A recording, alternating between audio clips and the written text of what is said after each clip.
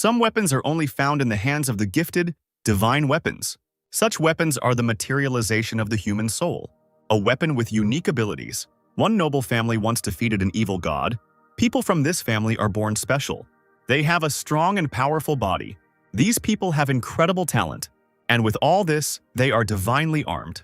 The boy was born into this ducal family. Of course, he had to become a hero who would proudly wield his sacred or divine weapon. Or rather, it should have been so because at the oracle ceremony, at which the divine armament of a person is usually determined when he is still a child, the boy received nothing at that ceremony. So he became the only loser in the entire history of his ducal family, the catastrophe. The other children pushed him to the ground and called him a disgrace to the family. The offender was a red-eyed and white-haired boy. His name was Zane, and he was the second son of the catastrophe family. And he was older than Belle, whom he was currently offending, mocking in every possible way. Zane grabbed the blue-haired boy by a strand of hair roughly and harshly, lifting his head off the ground and saying that there was no place for worthless people like him who couldn't summon a divine weapon. The blue-haired child groaned, not giving a clear answer but looking miserable and already beaten up enough. Two girls were watching what was happening. The fair-haired and tall girl in a blue dress was the eldest daughter. Her name was Jessica, and she was smiling, watching the cruel thing that was happening. And the younger daughter, named Seraphima, dressed in pink clothes, clearly did not like this sight and found it terrible, even frightening. "Belle!" Seraphima cried sadly, walking forward towards her blue-haired brother in the hopes of somehow helping him. Jessica tripped her up, not wanting to let her go ahead. The youngest daughter fell face down on the ground. Jessica placed her heel on the girl's head, wondering what she was up to since she had been ordered to just watch. The eldest daughter ordered to watch what was happening to such worthless people as Seraphima and Belle without letting the girl go. The blue-haired boy called out to his younger sister in fear. Zane slammed his fist into Belle's stomach, still holding him by the hair, not giving him a chance to escape. The white-haired boy dropped his brother to the ground and pounced on him with his fists from above, asking if he was sure he could handle this. The fists delivered powerful blows to Belle's face. Seraphima was also not left without her share of insults, as Jessica did not forget to come up with a couple of rude and disgusting nicknames for the girl. Belle and Seraphima were the children of concubines, which is why they were called mongrel, and were also bullied at every opportunity, beaten, mocked, and insulted in a variety of ways. The boy sat on his knees in front of his sister, apologizing and claiming that it was his fault that she suffered because of him. Seraphima asked him not to worry about it and said that she would always be with him. Belle promised his sister that he would become stronger even without the divine weapon. He promised to protect Seraphima at the cost of his life. The sister thanked Belle, throwing herself into his arms. Alas, the boy could not keep his promise because a few days later he was kicked out of the Duke's estate. Belle lifted his head up, exposing his face to the raindrops, cursing in his mind as he ran away from his home, where he was mostly haunted by troubles and suffering. Without him, Seraphima would be left all alone with them. He needed strength. He had to get his sister out of that house.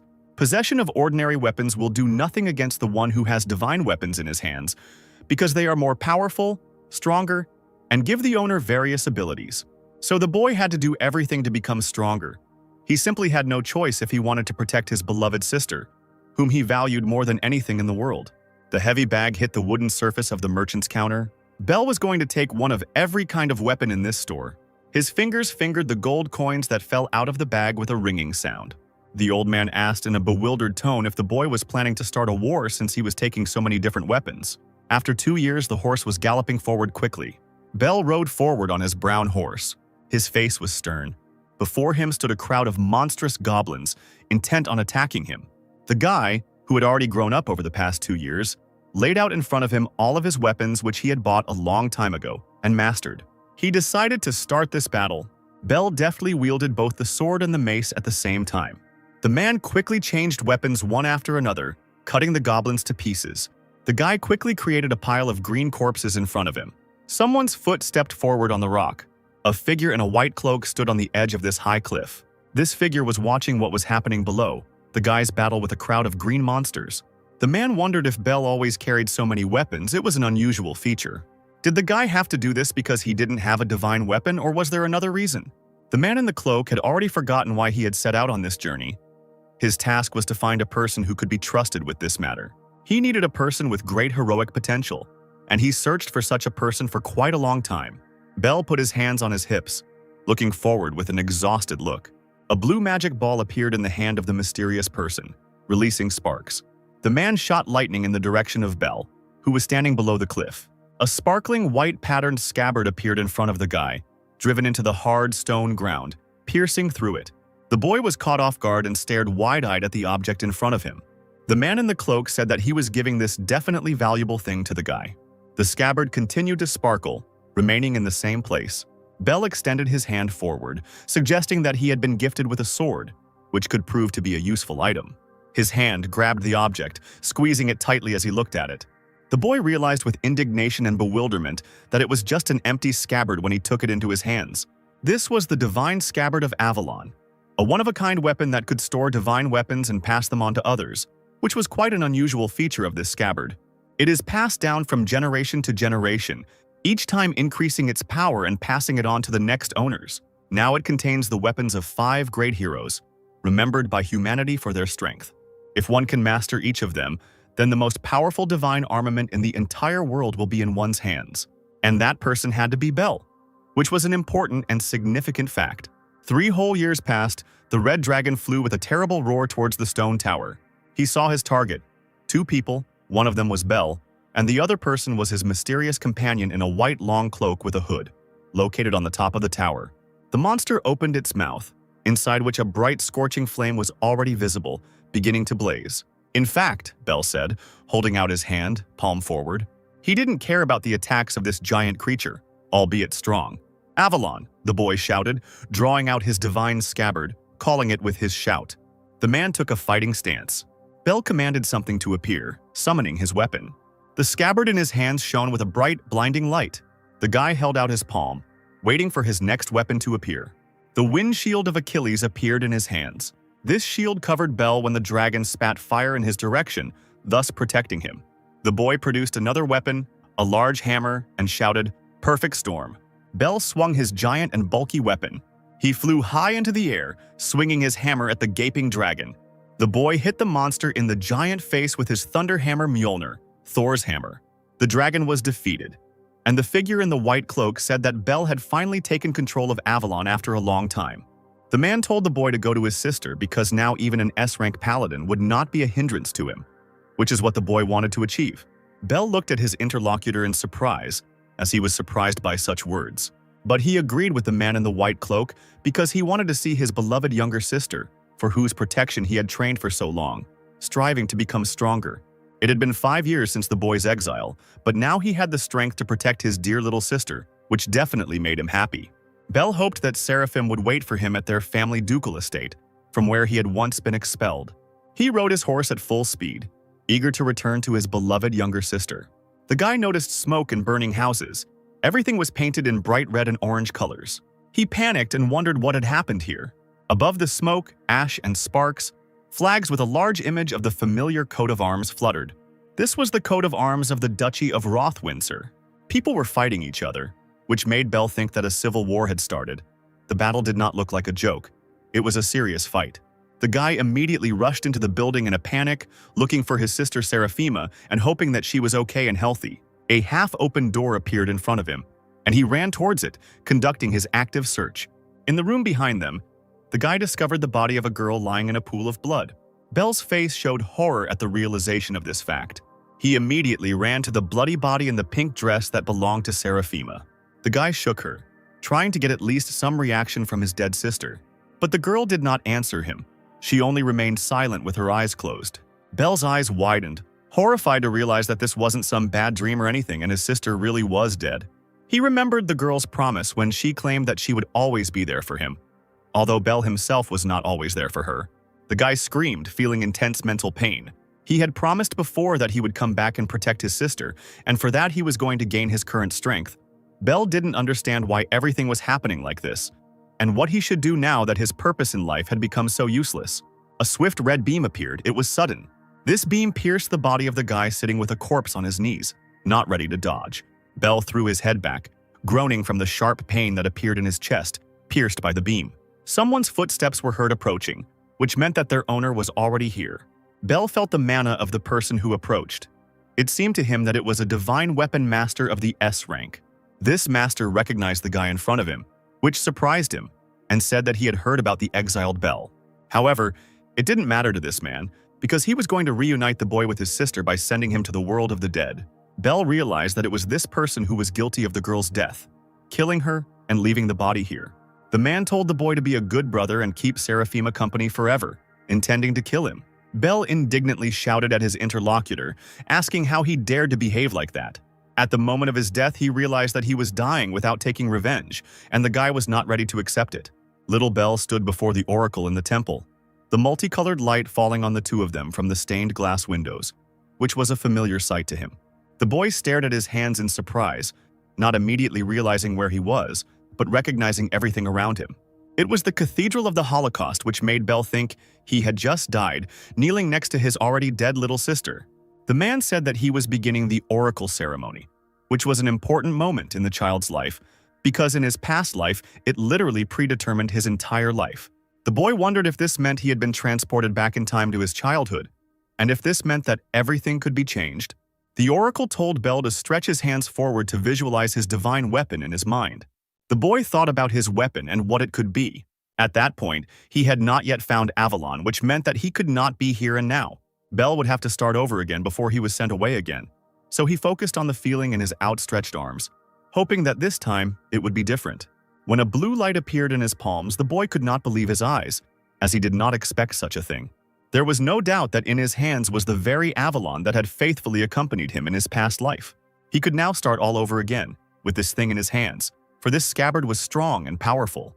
The boy was ready to change his destiny thanks to his strength, which was not there in his past life at this age. And so his real life begins, a life for which he was now ready. In Belle's hands was the divine scabbard, Avalon. The oracle said that the divine scabbard was a rare thing. This scabbard was special, and not everyone was given such a thing. Belle asked the man if he was sure he couldn't fight with the scabbard, as that was exactly the kind of conversation the boy expected from this grown man. The oracle answered negatively because he wanted to say something else, not this. The boy didn't need to worry, because in his hands was the best divine armament in the entire world. If he had gone back in time, then Seraphima should still be alive. So the boy ran as fast as he could towards her room, hoping he was right. Belle couldn't help but think about his sister. He prayed in his mind that she was alive. His hand grabbed the golden handle of the wooden door that served as the entrance to Sarah's bedroom. The girl sat on a red chair in front of a large window, looking out of it. Her hands folded on the hem of her pink dress, which she often wore. She turned her head, greeting her brother, who entered with a joyful smile. Belle thought that he had not seen his dear sister for a long time, because at first he spent 5 years trying to become stronger and reach a new rank. And when he returned, he found his beloved sister already in the form of a dead bloody corpse. Seraphima was the same as the boy remembered her, kind and smiling. The girl ran to her brother, ready to greet him. She asked Belle with anticipation how his ceremony went, and what divine weapon he received. The boy hugged Seraphima tightly instead of answering, as he was very glad that she was alive and well, although it was difficult for him to believe his eyes. The girl asked if Belle was okay. He was acting unusually for this part of his life. The boy begged her in his thoughts for forgiveness for the fact that he could not protect her in his past life. He was sorry, although he could not tell Seraphima about it.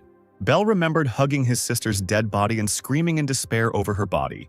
It was a difficult, albeit recent memory for him. But this time he would not allow a tragedy to happen. The boy promised that this time, Seraphima would not experience any pain or sadness, because he would not let anyone hurt her. That now everything would be different. The girl muttered that it hurt, and Belle immediately released her, apologizing, stunned by the realization that his embrace had been so tight because he had become emotional. Seraphima said that there was nothing wrong with that, because her brother's hugs made her happier because of her not-so-happy life. "Brother," the girl said in surprise, paying attention to something. She was surprised to see Belle crying, tears streaming down his face as he couldn't hold back. Seraphima stroked his head as a gesture of consolation and said that no matter what happened, everything would definitely be okay, because he had a sister who loved him no matter what. The boy's eyes widened as his tears continued to flow, but he did not utter a word. The older brother, a white-haired boy named Zane, burst into the room, opening the front doors wide, declaring that he had noticed that the mongrels were getting along well, and clearly intending to make fun of his younger brother and sister. He smiled, realizing that he had found Belle, as he had been looking for him after the oracle ceremony. The girl fearfully squeezed her brother's shoulder with her hands, and he frowned when he saw Zane, and was clearly not happy. The white-haired boy said that he had heard everything about what happened. He leaned on Bel's shoulder, reminding him with interest that something interesting had happened at the ceremony, which meant that the priest had told Zane everything.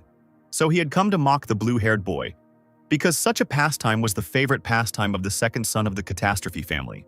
Bel answered honestly that he received the scabbard. Zane snorted in disdain when he heard this information, after which he laughed, because the scabbard is not even a weapon, but for a mongrel like Bel, they are quite suitable since he is not worthy of more in his eyes.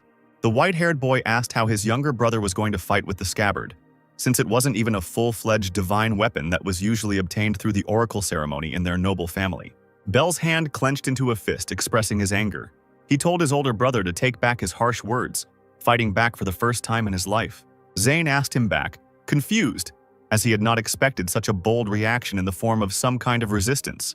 The blue-haired boy repeated his order, louder this time, so that Zane would be absolutely sure of what he heard. The eldest son of the Catastrophe family indignantly asked if Bel dared to be insolent to him. This had never happened to him before. He raised his fist, claiming that he would teach his younger brother how to talk to older children.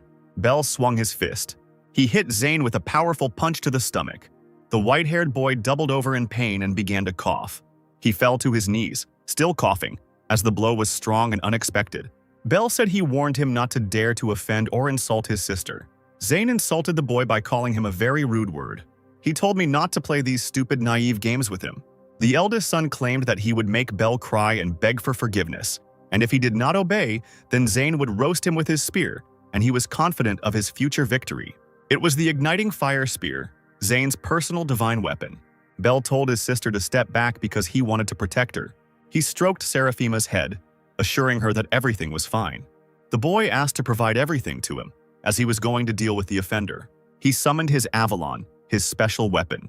His divine scabbard appeared in his hands. Zane asked if the boy really believed that he could defeat him with this scabbard, since this thing could not even be called a full-fledged weapon. The elder brother was an E-rank paladin, so he was confident of his victory, because logically he should be stronger than his younger and pathetic brother. Bel remembered that he knew about this information, ranks, and powers. Paladins are divided into ranks depending on their strength. When you receive a divine weapon, you are assigned F rank. As soon as you manage to pour your mana into it, it is assigned rank E. D rank can only use special attacks. To rise to rank B, you need to awaken the unique abilities of the divine weapon. Zane was so proud that he had achieved E rank at 14 years old, but he still had a lot of room to grow. He was not super strong and powerful yet. Bel chuckled softly at his opponent's self-confidence. The eldest son indignantly and loudly asked what his interlocutor was laughing at. The blue-haired boy said, wanting to tease his interlocutor, that Zane was acting very cute. He swung his divine fire spear in an offended manner and shouted that he would show Bel where his place was. Seraphima screamed in fear, worried about her brother, because she had already seen how Zane had ruined Bel's life more than once. The blue-haired boy waved his hand over his scabbard, commanding the Sword of Light to appear. He summoned Calibarn, and a giant magical dagger appeared in his hand. A look of horror crossed Zane's face as his opponent knocked the spear out of his hands, leaving him disarmed. He wondered what kind of sword it was and where it came from. Zane fell to the floor, the shaft of a spear broken in half in his hands.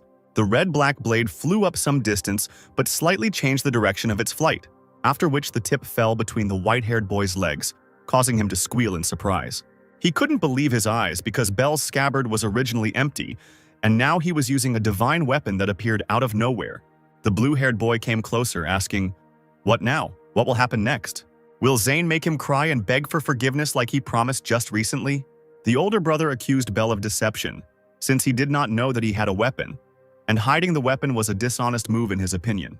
The white-haired boy said that the younger brother would face consequences, and clearly not good ones. He ran out of the room through the open doors, intending to run and complain to the Duke, his father. Bel ran after him, asking where his brother was running, since they hadn't finished talking. The blue-haired boy summoned the flame gun Ragnarok, a firearm. He fired one loud, fast, powerful shot. Zane quickly ran forward, frightened by what had happened. The bullet flew past the running boy's ear without hitting him, but this projectile came close. It left a hole with cracks in the surface. Zane stared in shock at the hole in the wall in front of him, which created cracks in the wall. "What?" the boy thought in amazement, shifting his gaze. Bel had a gun in his hands, which was a surprising fact. The older brother was surprised by this, because the blue-haired boy had a sword before. This was surprising, because Belle could not have had several divine weapons. The younger brother told Zane not to contact him or Sarah again, unless he wanted to face the consequences.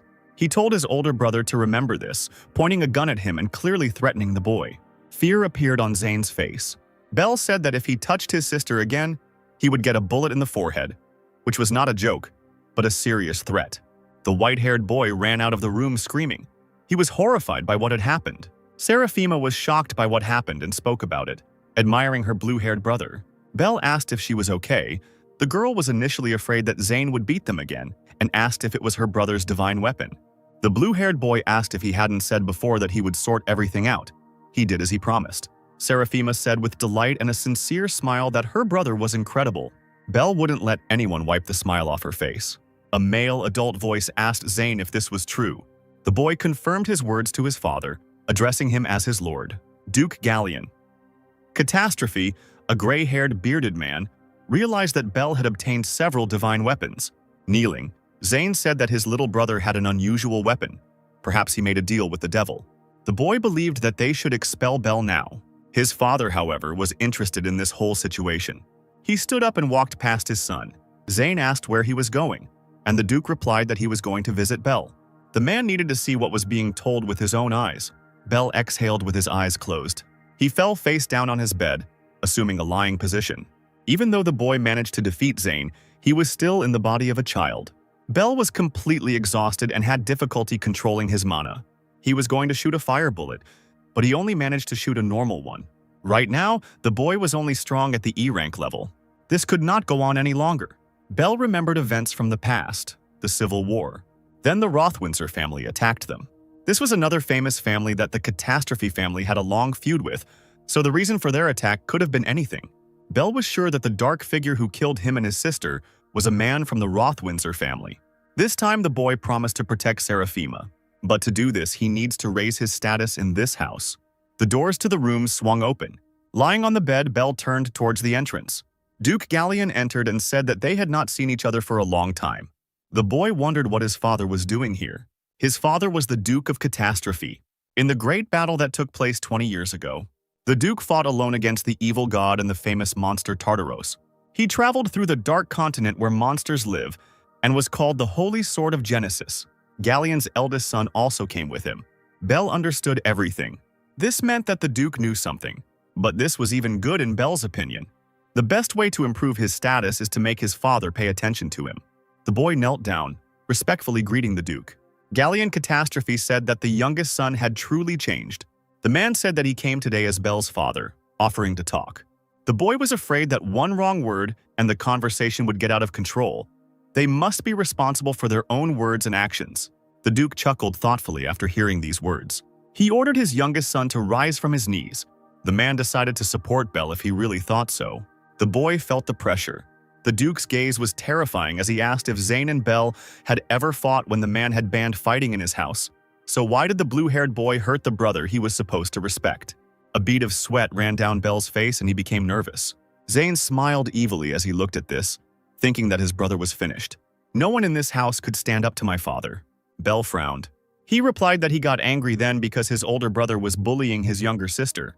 Galleon understood this and asked if the boy had broken the rules because of a small offense. Belle agreed with this, and he did not regret it. The Duke clutched his sword, asking if his son really did not regret breaking his rules.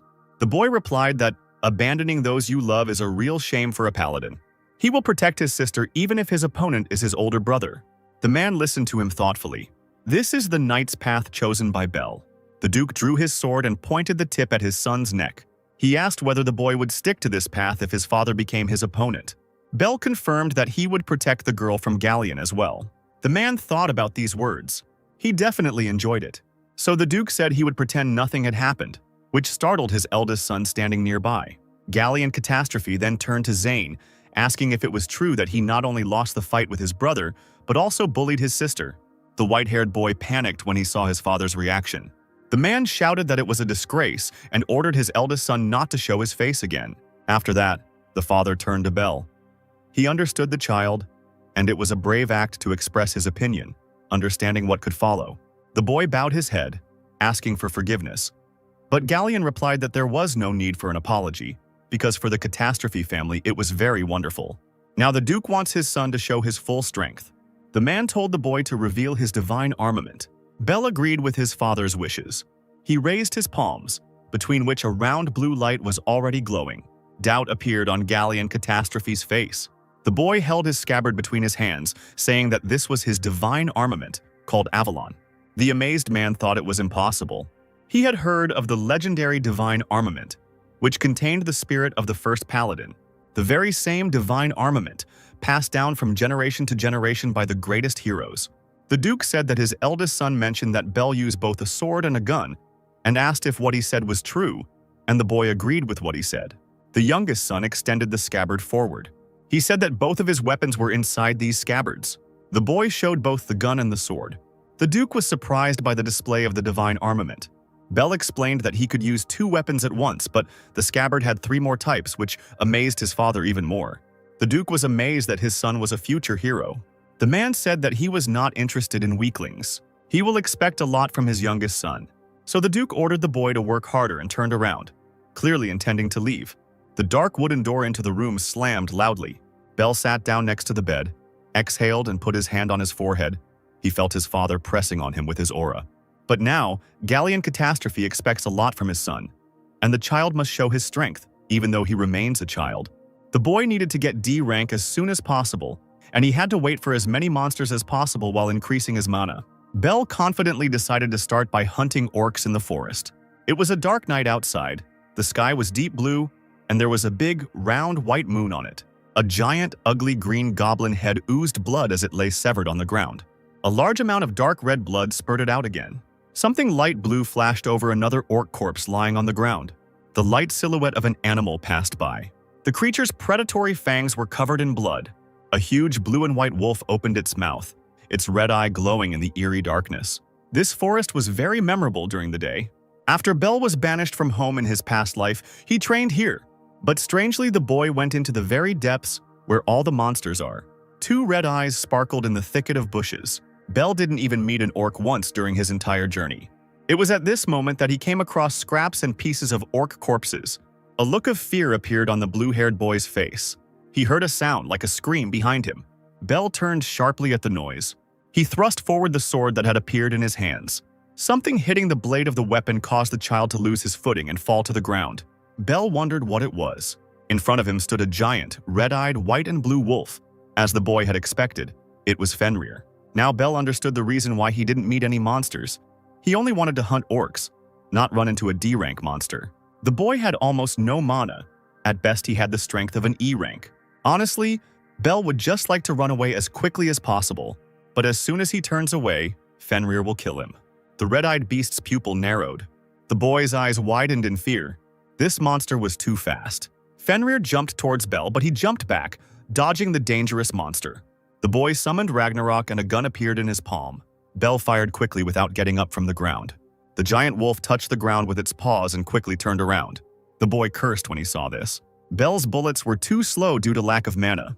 He realized that the gun wouldn't work in this situation, so he summoned a blade, which obediently appeared in his hand, causing the firearm to disappear. The boy ran towards the monster, holding his big, long sword in his hands. The beast swung its clawed, hairy paw. Fenrir tried to hit the child, but he managed to bend down and deftly dodge. Bell held his weapon tightly, preparing to attack, while the monster looked at him with a predatory red gaze. The boy swung his blade, but the wolf deftly jumped back, dodging. Bell was puzzled by such a sharp action from his opponent. The beast looked at the boy, standing at a distance and wagging its tail. Bell knew that in his past life, he could have killed this monster with ease. The monster opened its mouth and rushed forward towards the boy. In this guise, Bell realized that he could not cope with the dangerous predatory beast, because he simply could not keep up with it. The boy thrust the blade of his sword forward, trying to repel another attack from the monster. The paw strike left a scratch on Bell's leg, tearing his pant leg. This made the boy gasp in pain. The beast circled around the child, which was bad because he couldn't dodge. The boy screamed loudly and in horror. The monster opened its giant, wide, toothy mouth. Bell was worried. He had just reincarnated and had no intention of dying here. He summoned Achilles, a large light green shield. The boy covered himself with his shield, but did not let go of the blade when the belly of the jumping creature flew over him. Bell turned his blue eyes back. The beast pushed him from behind, causing the boy to cry out in surprise. Bell fell to the ground, dropping his shield and blade from his hands. His weapon fell to the ground, flying some distance away from the child. Bell understood that if things continued like this, he would die. His sword, his shield, and even his blade were useless in a fight with this dangerous D-rank large monster. The boy was also sure that he would not be able to strike with his hammer. He had no choice, and there was only one weapon left. Bell would have to use it. The monster ran towards the child again at full speed. The boy closed his eyes and began to summon his only remaining weapon. The monster swung its paw with bright turquoise claws at the man in front of it. The child opened his light blue eyes, calling out loudly for Aegis. The dangerous beast pounced on the spot in front of him where Bell stood, hoping to catch and kill him. But the boy stood in the same place, safe and sound. Bell had a bulky dark purple glove on his hand with two predatory eyes on it. He really didn't want to use this weapon. But in such a situation, the boy could not act otherwise. The monster's paw touched the ground, stepping forward. The monster growled loudly, becoming faster and rushing forward with a loud roar. Bell considered the situation. Ferner rushed at the man in front of him, opening his mouth, intending to bite the child in half, but he managed to jump back, not allowing himself to be torn apart by fangs. Bell apologized, finding himself on the monster's back. A large hammer already in his hands, but the glove was still there. The wolf would not be able to hit the boy again. Bell swung, raising his elbow high. The child hit Fenrir's face with his hammer as hard as he could. The beast roared from the sharp and sudden pain, and the boy took advantage of the moment and jumped off the monster's back onto the ground. Aegis, the glove of darkness, it increases a person's physical abilities in an instant. But the glove's features were not limited to this. Bell uttered the word, destruction, and both the object and the boy's eyes lit up with a bright red color. The enraged wolf ran forward, not intending to give up. Over time, the glove becomes stronger, so the child, confident in his new powers, suggested that the monster say goodbye to life. Bell smiled and told the monster to attack, insulting him. The boy attacked the beast, attacking from all sides, not giving it a chance to defend itself or attack. The child jumped up, swinging his hammer at the four-legged furry enemy. Bell had a cruel but satisfied smile on his face.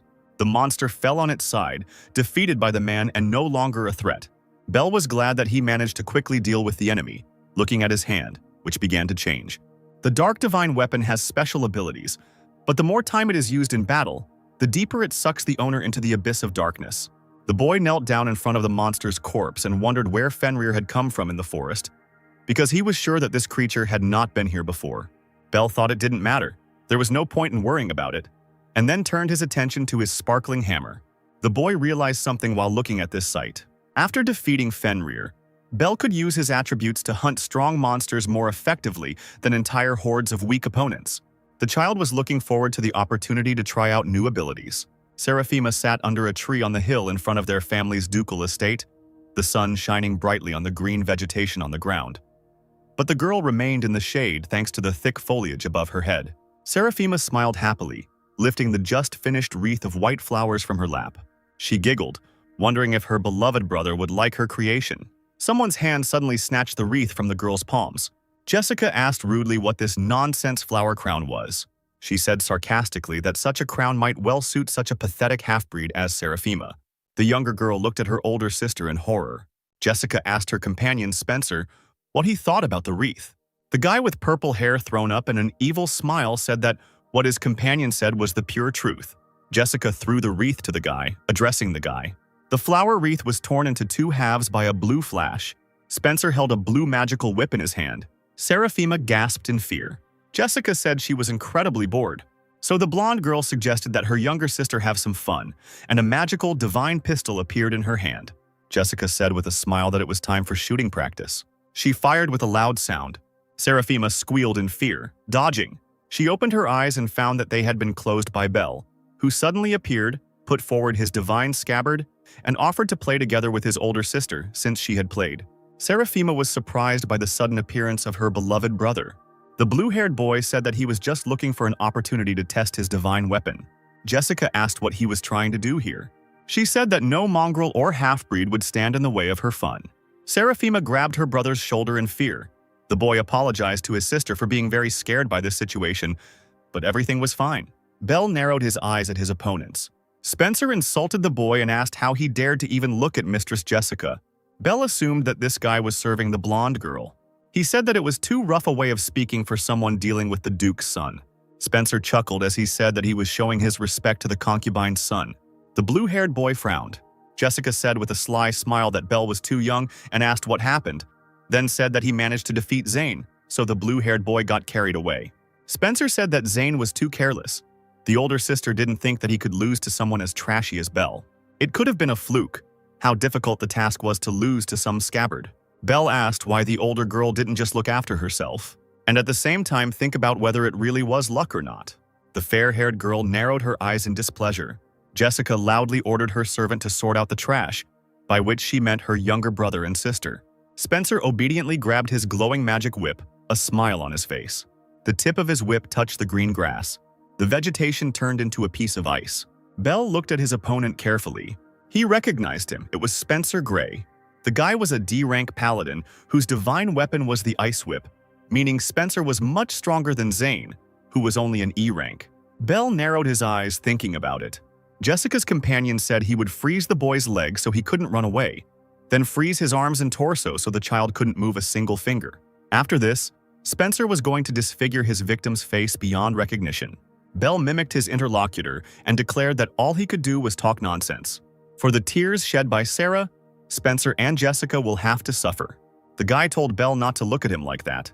Spencer declared that the boy would turn into an icicle and swung his divine whip. The whip whistled past Belle's ear. Jessica was very surprised that her younger half-blood brother managed to dodge such a blow. For a D rank, Spencer had good control over his weapon. But compared to the training Belle had undergone in his past life, what was happening now was kindergarten. Seraphima was delighted with her brother's actions, comparing them to dance movements. Spencer said the boy was simply running away from him, turn after turn. Belle chuckled when he heard these words. He agreed, deciding that he would no longer dodge. All three were surprised, both sisters and the guy. Belle was curious how Spencer was going to turn him into an icicle and do other things he promised earlier. The guy said that Jessica's younger brother was even dumber than he had previously thought. Spencer promised that, as the boy wished, he would freeze him to death. He swung his whip towards Belle, who had spread his arms out to the sides.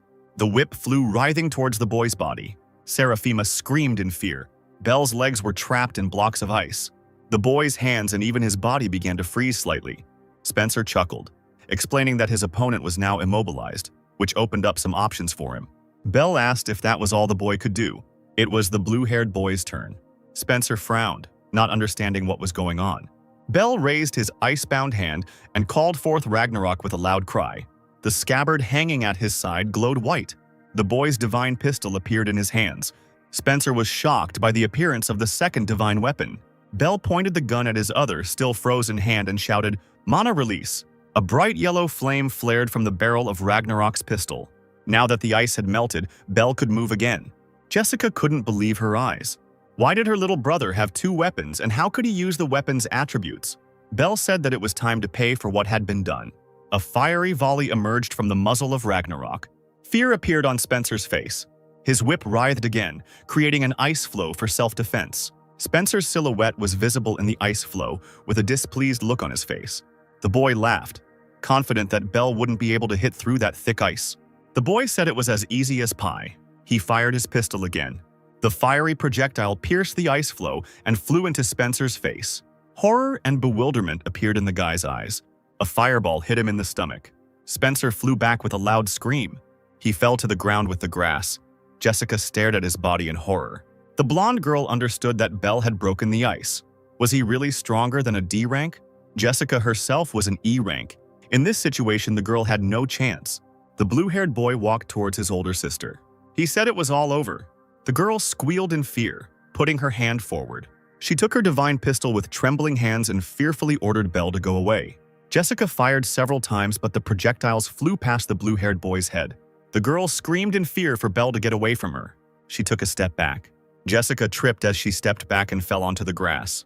The younger brother took a step towards her. The girl gasped in fear. Her pupils narrowed. Belle's silhouette seemed scary, dark and threatening to her.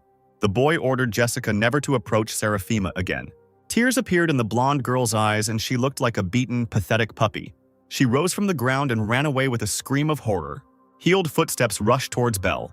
Seraphima suddenly pounced on him with jubilant embraces. The girl worriedly asked if he was okay and if he was hurt. But her brother replied that everything was okay, and most importantly, that she herself was safe. Seraphima was delighted with how her brother fought. She noticed that he was strong. The boy promised to become even stronger to protect his dear and beloved sister.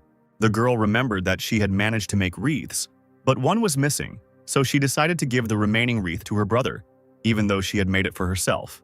She placed her flower creation on her brother's head, thanking him for always protecting her. It was a gift from his sister.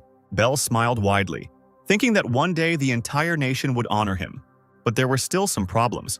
Even the knights and servants despised them for being the children of a concubine. And even though Jessica and Zane were defeated, it wouldn't change anything. After some time, the older brother and sister will start bullying Seraphima again, hurting her in every possible way. So as the girl's brother, Belle must show his status in the house to protect her. That was all the boy needed now. It was still daylight, bright and sunny all around, and the estate building shone with blue roofs. Duke Catastrophe stood under a tree, holding a sword in his hands. His eyes were closed and his face was calm. The wind carried a small green leaf forward. Galleon swung his weapon sharply and menacingly. The sheet was cut lengthwise into thin pieces. Behind the man stood his youngest son. The Duke asked what Belle needed. The boy replied that he simply wanted to ask the man for permission. Galleon Catastrophe asked what kind of permission his son needed. Belle dropped to one knee in front of his father. The man watched the child closely with his eyes. The blue-haired boy asked for permission to take the exam to obtain C rank. The Duke was surprised that Belle wanted to take the exam. The boy replied that he wanted to serve the king as a member of their family. In exchange for the royal family's recognition of their status, the ducal family is required to carry out royal duties. Usually the tasks are given like protecting important people, destroying monsters, and other similar things. But among these, there was also one very fast way to improve your status in the family. This method was to get achievements for difficult tasks. And to accept such tasks, a higher rank was needed. The Duke saw that his youngest son was full of ambition. But Galleon still believed that it was still too early. The man explained that one had to become a full-fledged paladin before reaching C rank. Belle is currently only at F rank, as he just received his divine weapon. Galleon Catastrophe stated that if the boy wanted to advance in rank, he should start with the E rank exam. Belle handed the man the giant fang he had been carrying in a makeshift bag made from a piece of light fabric, thinking it would change the adult's mind. It was Fenrir's fang, which surprised the Duke. He asked how the boy got such a rare thing. Belle extended his palm forward. A large war hammer appeared in one of the boy's hands. This hammer sparkled with small lightning bolts across its large part. Belle said that, although with difficulty, he managed to defeat Fenrir. His father was surprised that he could use attributes.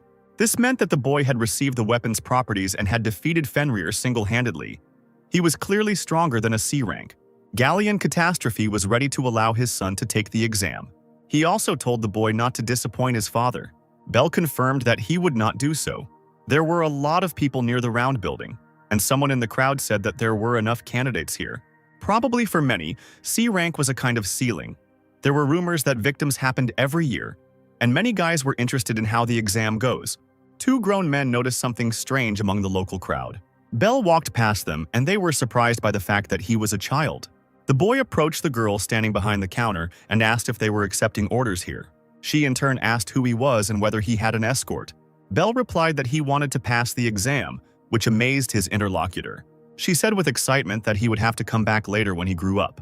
Belle asked not to be treated like a child because he was also a paladin.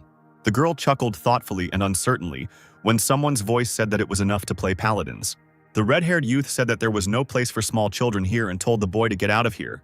Belle became nervous, wondering who this guy was and realizing that he would not be easy to deal with. All the people turned their attention to this self-confident man in a green cloak. It was the strongest D-rank paladin named Lennox Bright. His divine weapon was the grass sword, rumored to hit 8 times with each swing. It was incredible, and this paladin had his own big fans. This guy said that if Belle wanted to get a C rank, he had to be at least a little bit as strong as him, Lennox himself. The blue-haired boy thought about the fact that this man was the strongest in this rank. Lennox leaned over to the child, wondering if he even had a divine weapon. Belle confirmed this by showing his divine scabbard. The guy snorted contemptuously.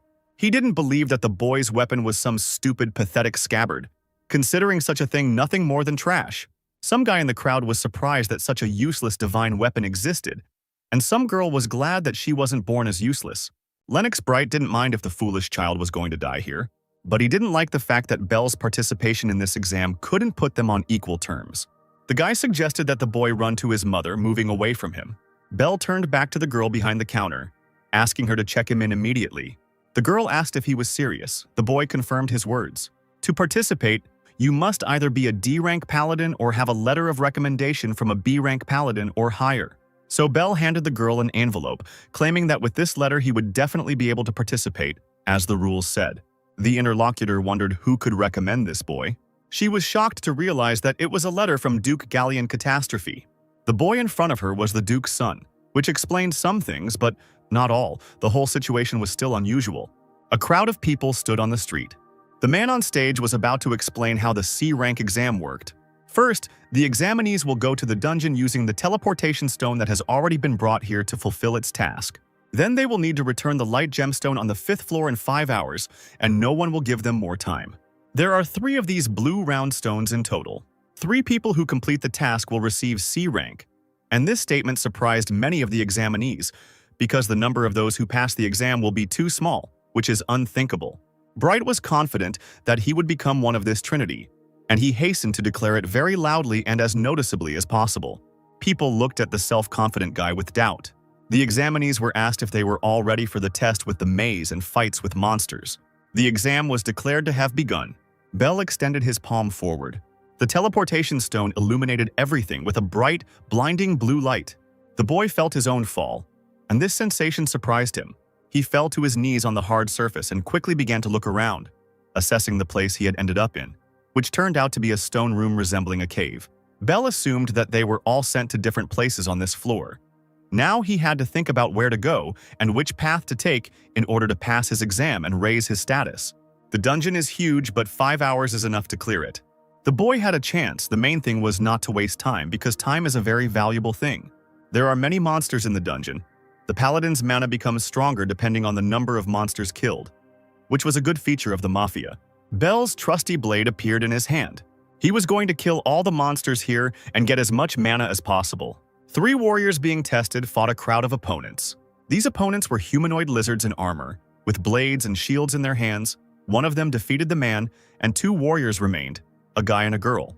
These lizards grinned angrily at the people and were clearly not in a friendly mood. The people being examined were horrified as they looked at their enemies and did not know what to do about it. Lennox cut one of the monsters into pieces, saying they were pathetic. The guy smiled self-confidently, because he was self-confident. One of the 3 people called Bright a good guy and called him Renox. And the girl in their team said that she was even ready to fall in love with such a cool paladin.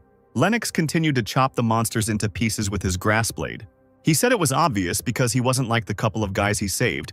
He clearly thought he was special and cool. The girl and the boy agreed with him, claiming that unfortunately this was the case. But thanks to Lennox, they were able to move forward and survive. The young man grinned and told them to look at him with envy in that case, since they were so incapable and weak. He believed that weaklings had better act like weaklings like these guys were supposed to. The trio of people reached a large, long, bright door. This was the last room, so anything could await them. Bright hoped that there was something interesting and valuable in it. Maybe there were even spheres leading to the end of the rank exam. The room behind the door contained many different D-rank monsters, but despite their diversity, they were all equally hostile. In the back of the room there was an altar, in which one could certainly find something valuable for passing the exam. The stone foot of one of the monsters hit the stone floor with a loud thud. This monster was heading purposefully towards the trio of warriors. Bright was about to blow all his enemies to smithereens in a matter of seconds again. He swung his grass blade, a worthy and powerful weapon. Lennox found his opponent to be tough, which is why he remained unharmed and, most importantly, alive. The monster swung its heavy fist. Its attack must have been powerful. With all its might, the monster brought down its blow on Bright, who had been so self-confident until that moment, causing his confidence to be undermined very quickly. Lennox coughed and screamed as he flew some distance away from his opponent. He was puzzled that his sword could not cut through the enemy. The guy's companions were also puzzled and frightened. They also began to be attacked by various monsters of all kinds from all sides. The boy swung his weapon, hoping to damage the creature. He cut the blue monster in front of him into 2 halves, after which this creature began to recover very quickly, since attacks with blows did not work on it. The girl couldn't reach the predatory purple-feathered flying humanoid creature above her with her sword. The monster waved its wing at the girl, causing her to scream. Bright wondered, as he looked at this battle, if this was the final room for the C-rank exam. The stone fat man looked menacing, and in this room there were only monsters with resistance to one particular weapon, which significantly complicated the rapidly approaching battle. The monster swung his fist at Lennox, who was sitting on the floor after falling. He closed his eyes in horror and covered himself with his hand. He was already sure that they would be killed, and their life would end within the walls of the labyrinth for the exam. But the monster was broken into stone chips by the huge hammer of Bell, who suddenly appeared. Bright opened his eyes slightly, not understanding what was happening. The boy exhaled, saying that he was almost late. He placed his foot on the head of the defeated monster and said that he had been too busy killing all the small monsters. The red-haired boy shouted, "Be careful!" A blue, red-eyed monster, resembling a jelly creature, rushed forward, opening its toothy mouth. A light blue light began to shine in Bell's hand. A large, beautiful blade appeared in the same hand. Lennox was shocked that this child's weapon was able to change. The boy did not hesitate, and with a quick swing of his sword cut the attacking creature into pieces. A fast, winged monster was already rushing towards him from above. Bell summoned Ragnarok and a gun appeared in his hand. The gunshot left 3 round holes in the flying creature. The 2 warriors were surprised and shocked, not believing that this was all serious, and that the boy's weapon was not just some blade. Lennox wondered where this kid got so many weapons. In addition, the boy was good at it, all types. There was no time left, so Bell decided to finish quickly and began to skillfully wield a sword and firearms, deftly dodging the monsters. Bright could even think that this was not an ordinary child in front of him. The boy deftly cut down the last enemy. After this, Bell, having defeated all the monsters, went up the stairs to the altar. There lay 3 light round blue spheres. The 2 warriors followed the boy with admiration. They were terribly interested in how he was able to defeat all the opponents single-handedly and how he carried so many weapons with him. Bell frowned as he listened to these questions. The 2 warriors turned to Bright, who remained behind. They said it wasn't cool, this guy acted all cocky but lost like a total wimp. Lennox sighed sadly, looking down. The 2 warriors remembered the spheres and were glad that they could now be called C-rank warriors. Bell suddenly summoned his giant hammer Mjolnir. He took one of the spheres from the holes in the altar. The boy swung the hammer. He brought his weapon down with all his might on the altar, crushing it, turning it into real pieces and crumbs. The 2 warriors cried out in fear when they saw this. They indignantly asked what the child was doing, why he had broken the altar. Bell pointed to the sphere in his hand, saying that there was still 1 sphere left. If they wanted, they could try to take this important thing for the exam. He called the pair pathetic people, incapable of anything other than flattering strong warriors. And the boy called Bright a pathetic person who enjoys humiliating others. Bell considered them all to be people unworthy of being called knights, which was the reason he broke the remaining spheres. A look of confusion appeared on Lennox's face, and a certain pity and sadness appeared on the faces of a couple of warriors. Realizing how true what was said was, the boy walked down the stairs, having said everything he wanted and essentially done everything he wanted to. Lennox said, lowering his head, that he knew he was weak, but too self-confident, and thanked Bell for making him notice it. But the guy had no intention of stopping. At least that's what he claimed. Bell had not expected this emerging honor and ambition in this man, Lennox Bright. The boy said before leaving that they would meet again someday. He was now a C rank as well, something Bell thought about as he emerged from the labyrinth to take the exam. Thanks to the monsters, the boy's magical power became stronger. He felt it, touching his hand, needing it. Only his dearest younger sister Seraphima remained, for whose protection he had raised his status with this exam, testing his strength and endurance. It was a bright, sunny day at the Catastrophe Estate, but the people gathered to discuss important matters clearly had no time for it. Duke Galleon sat at the head of a long table, at which, besides him, sat 2 other men, and on the table itself stood a vase with beautiful white flowers. One of the people at the table asked if this meant that the knightly organization Karma was plotting a royal coup, to which he received a positive answer confirming these words. They approached this kingdom with 3 knights of the rank at their head, and the destruction of this organization became the mission of the Catastrophe Duke family. The bearded man said that it looked like they had already defeated Count Slave's platoon, and the second man, with sideburns, asked him about it again, repeating his question. Rumors said that they strengthened their weapons with the Forbidden Book of Pentagrams. This thing was magical and unusual. That is why the B-rank knights were gathered here for such an important meeting. The Duke believed that they needed to keep an eye on Karma, and then they would defeat this knightly organization. One of his interlocutors asked where the absent Lord Jin the eldest son of the Duke of Catastrophe's family was, so he was an important person for the gathering here. Someone's voice said that he understood what his father was talking about and threw a purple magic book on the table. The gazes of the three people present were fixed on the person who entered the room, a tall young man. A long-haired, dark-haired, pale youth claimed that he had recently destroyed this organization single-handedly. This guy called himself the next Count, which made some sense since he was the eldest son of the Catastrophe family. At this time, in another room of the estate, a somewhat different atmosphere reigned, quieter and not overshadowed by such important and serious conversations. The maid placed the tray on the hard surface, the contents of which were modest: a piece of bread, a cup of tea, and a glass of water. She informed the lady that she had brought her lunch. Sitting on the bed, Seraphima watched the servants.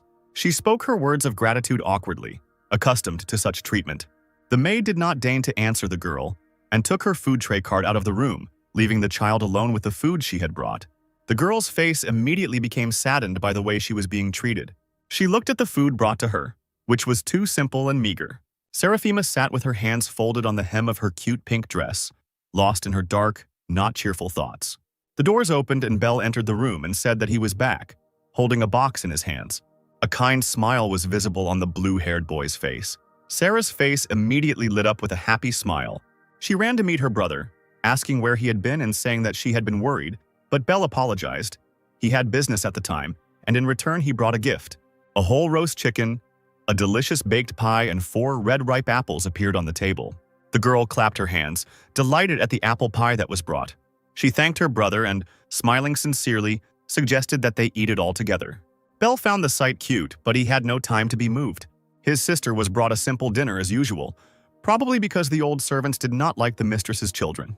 Seraphima happily chewed a piece of apple pie, while her brother thought that he needed to start working quickly to improve her life.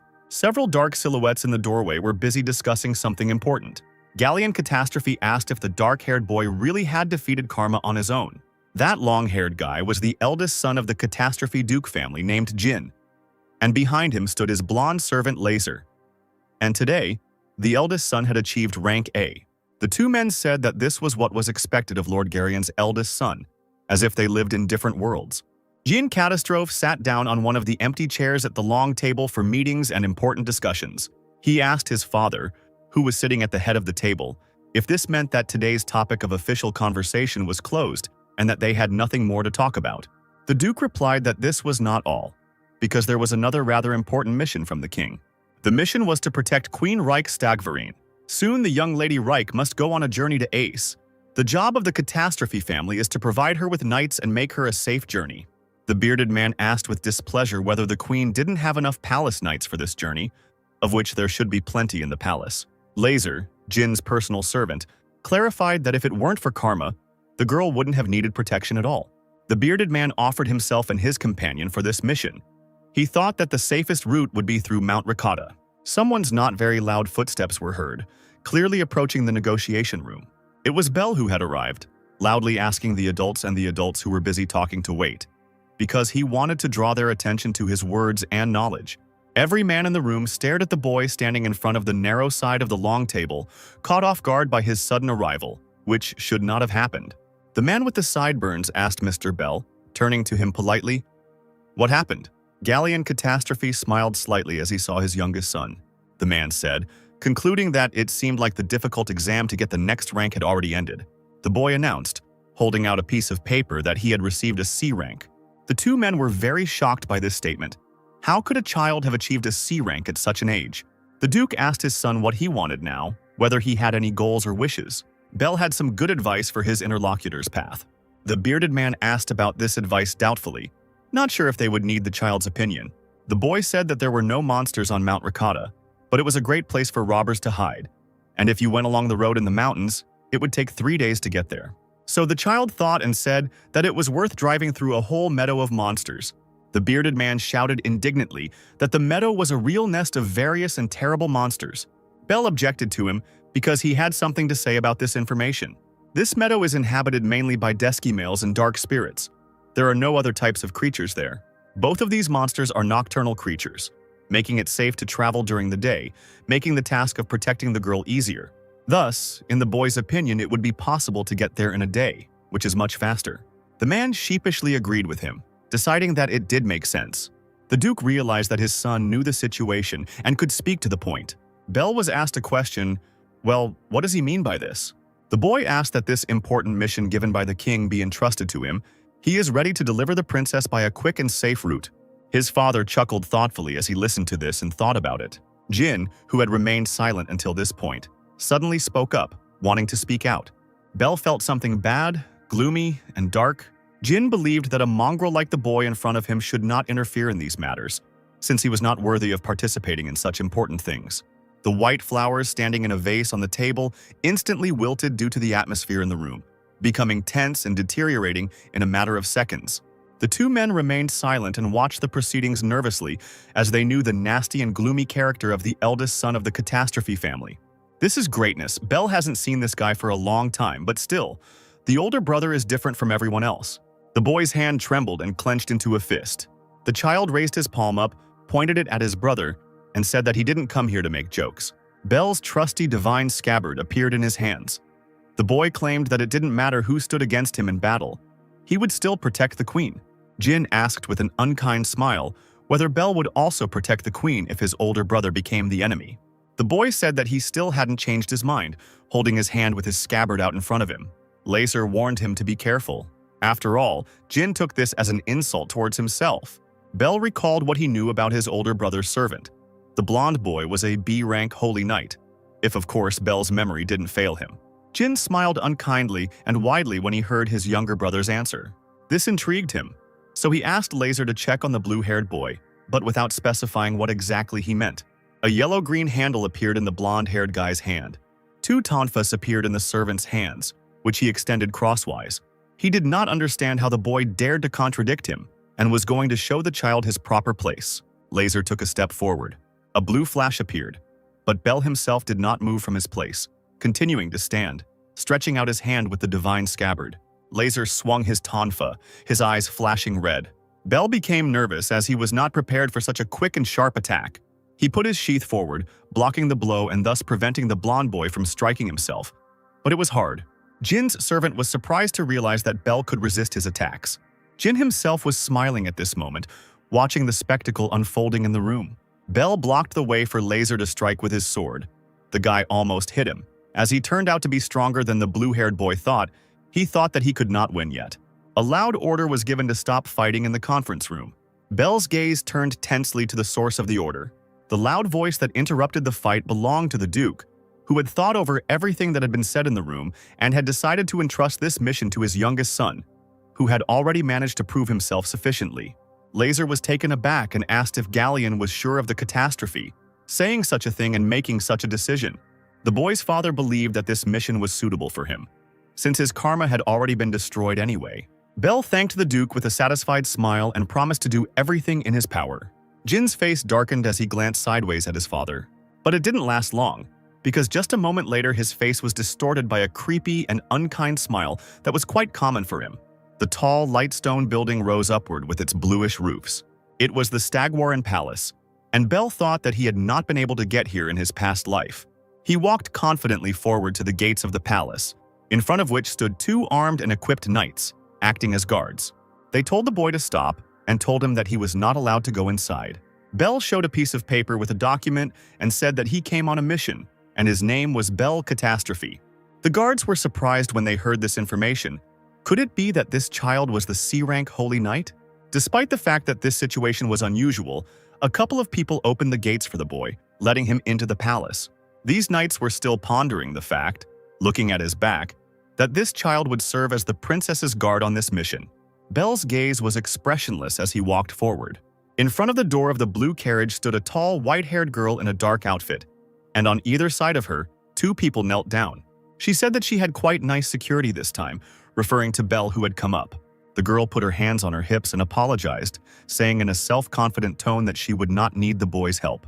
The palace was illuminated by bright daylight. A young man with long blonde hair tied into a ponytail was kneeling in front of the throne when the person on the throne asked if Reich had already set out. The guy confirmed this and raised his head, revealing that half of his face was hidden behind a red mask. He informed the man on the throne that the girl would be guarded by several palace knights and a boy from the ducal family named Belle Catastrophe. The guy sitting there knew that Belle was the youngest son of the catastrophe family, and that he was still very young. If this kid is so good, then the blonde guy should be more careful and attentive. The man on the throne allowed his subordinate to use something mysterious. The fair-haired boy obediently agreed with him. He said that killing was his profession and held out his hand with blades between his fingers, which were his weapons. The blue carriage moved forward, drawn by 2 bay horses and driven by a coachman sitting in front. Belle sat next to the girl inside the carriage, opposite the guards who accompanied the queen on the journey. The guards called to the ceremony of the first Queen Reich in another country. It sounded simple, but at the same time, it was an important mission. The boy could not fail this mission for the sake of his beloved and dear sister, but he didn't feel like he was needed in this mission. Belle asked for forgiveness and asked the queen what she meant when she said that she didn't need him. The carriage wheels turned, moving it forward. Reich replied with an indifferent look that she simply didn't want to get attached to anyone. The girl had a weapon and claimed that she was not so weak that she could not defend herself. Belle sheepishly agreed, noticing that the queen was more arrogant than he expected of her. The girl silently looked out the carriage window, not seeming interested in these conversations. She saw a marketplace there, where people were bargaining, crowding, and watching various craftsmen and actors doing their jobs and creating shows. A strand of hair on the girl's head rose up, falling out of her previously sleek hairstyle. A genuine, curious smile appeared on Rika's face as she leaned against the window, looking at everything with pleasure. Belle couldn't help but smile when he saw it either.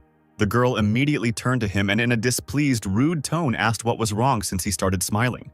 The boy politely asked for forgiveness because he simply remembered his younger sister. Belle said his sister would have reacted the same way, which surprised the queen.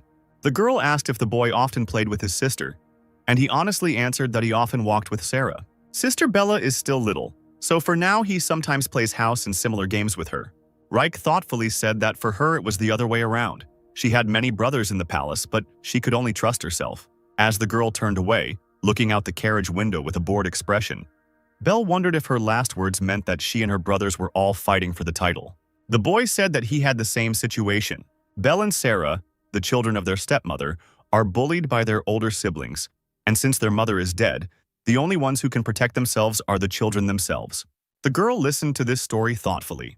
The boy said that unfortunately he understood how Reich felt lonely, so if she needed something, she should not be shy about asking for it. The girl wasn't going to rely on anyone, especially this child.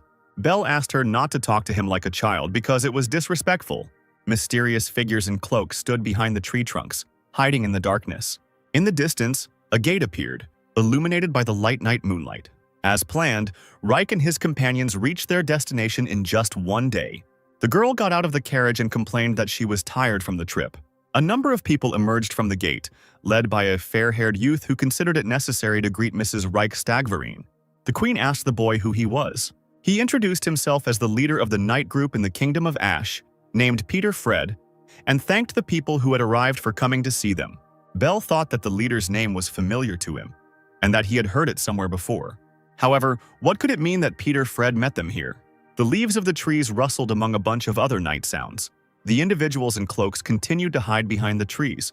One of the people took out a dagger that flashed in the darkness. The knights still stood in front of Reich and her companions who had accompanied her on her journey. Belle noticed that there were a lot of guards. Suddenly, a dagger was thrown towards them by a mysterious, unknown person in a cloak. Belle shifted his gaze, sensing the danger that abruptly interrupted his thoughts and reasoning. He blocked the dagger flying towards the girl by putting his divine scabbard forward, and it flew in the other direction without hitting its target. Reich was frightened by such an unexpected attack. Horror and surprise appeared on the queen's face. Her 2 guards were also stunned. There was a cry that they were under attack from enemies, and a bunch of daggers and other cutting and stabbing weapons flew towards the people. The boy was stunned by the large number of weapons. Peter Fred drew his sword from its sheath, calling his enemies villains and preparing to fight. He quickly repelled all these swords and daggers, standing in front of the queen and protecting her in this way. The guy had no intention of letting them even touch the girl, and he looked serious. Belle was surprised that the leader of the night group could parry so many swords. Could this really be a B-rank skill? The men in cloaks began to leave when they saw such resistance. Peter Fred ordered Meldia's knights to pursue the people, while he himself was going to hide the princess in the palace. Belle also remained with the knights, preparing to repel all attacks from the cloaked individuals. The girl looked back as she walked into the palace, accompanied by the leader of the knightly group. When they found themselves in one of the palace rooms, and the knight said that they were safe here because the palace's perimeter was protected by his colleagues. Reich said that she did not need to be protected, and she could handle it on her own. The knight said that this could not be done, even if it cost the knights their lives, but he was interrupted by a blow that severed his head. The corpse fell at the girl's feet, covering everything around with blood. Peter Fred smiled as he held his blades in his hands. The princess was frightened when she realized that she was in danger. The guy said yes, even if it cost the knights their lives. But the life of a knight seemed too cheap a sacrifice for Peter Fred. Reich panicked and asked who was in front of her and what he was doing. She realized that Peter Fred was the real killer. The girl took a frightened step back and fell awkwardly onto the floor in a sitting position. Reich looked up at the villain.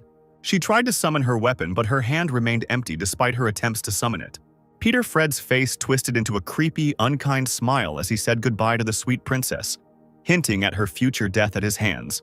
A panicked Reich silently prayed in her mind for someone to save her from this brutal killer. Suddenly, a human body thrown out flew into the window, smashing it into tiny pieces with its impact. The blonde killer turned at the sound of breaking glass. The body of the man in the cloak fell to the floor. Apparently, he was either dead or simply unconscious, but he showed no signs of life. Bell stood in the moonlit window opening, looking stern and ready for battle. And he looked around the room into which he had earlier thrown the glass-smashing enemy.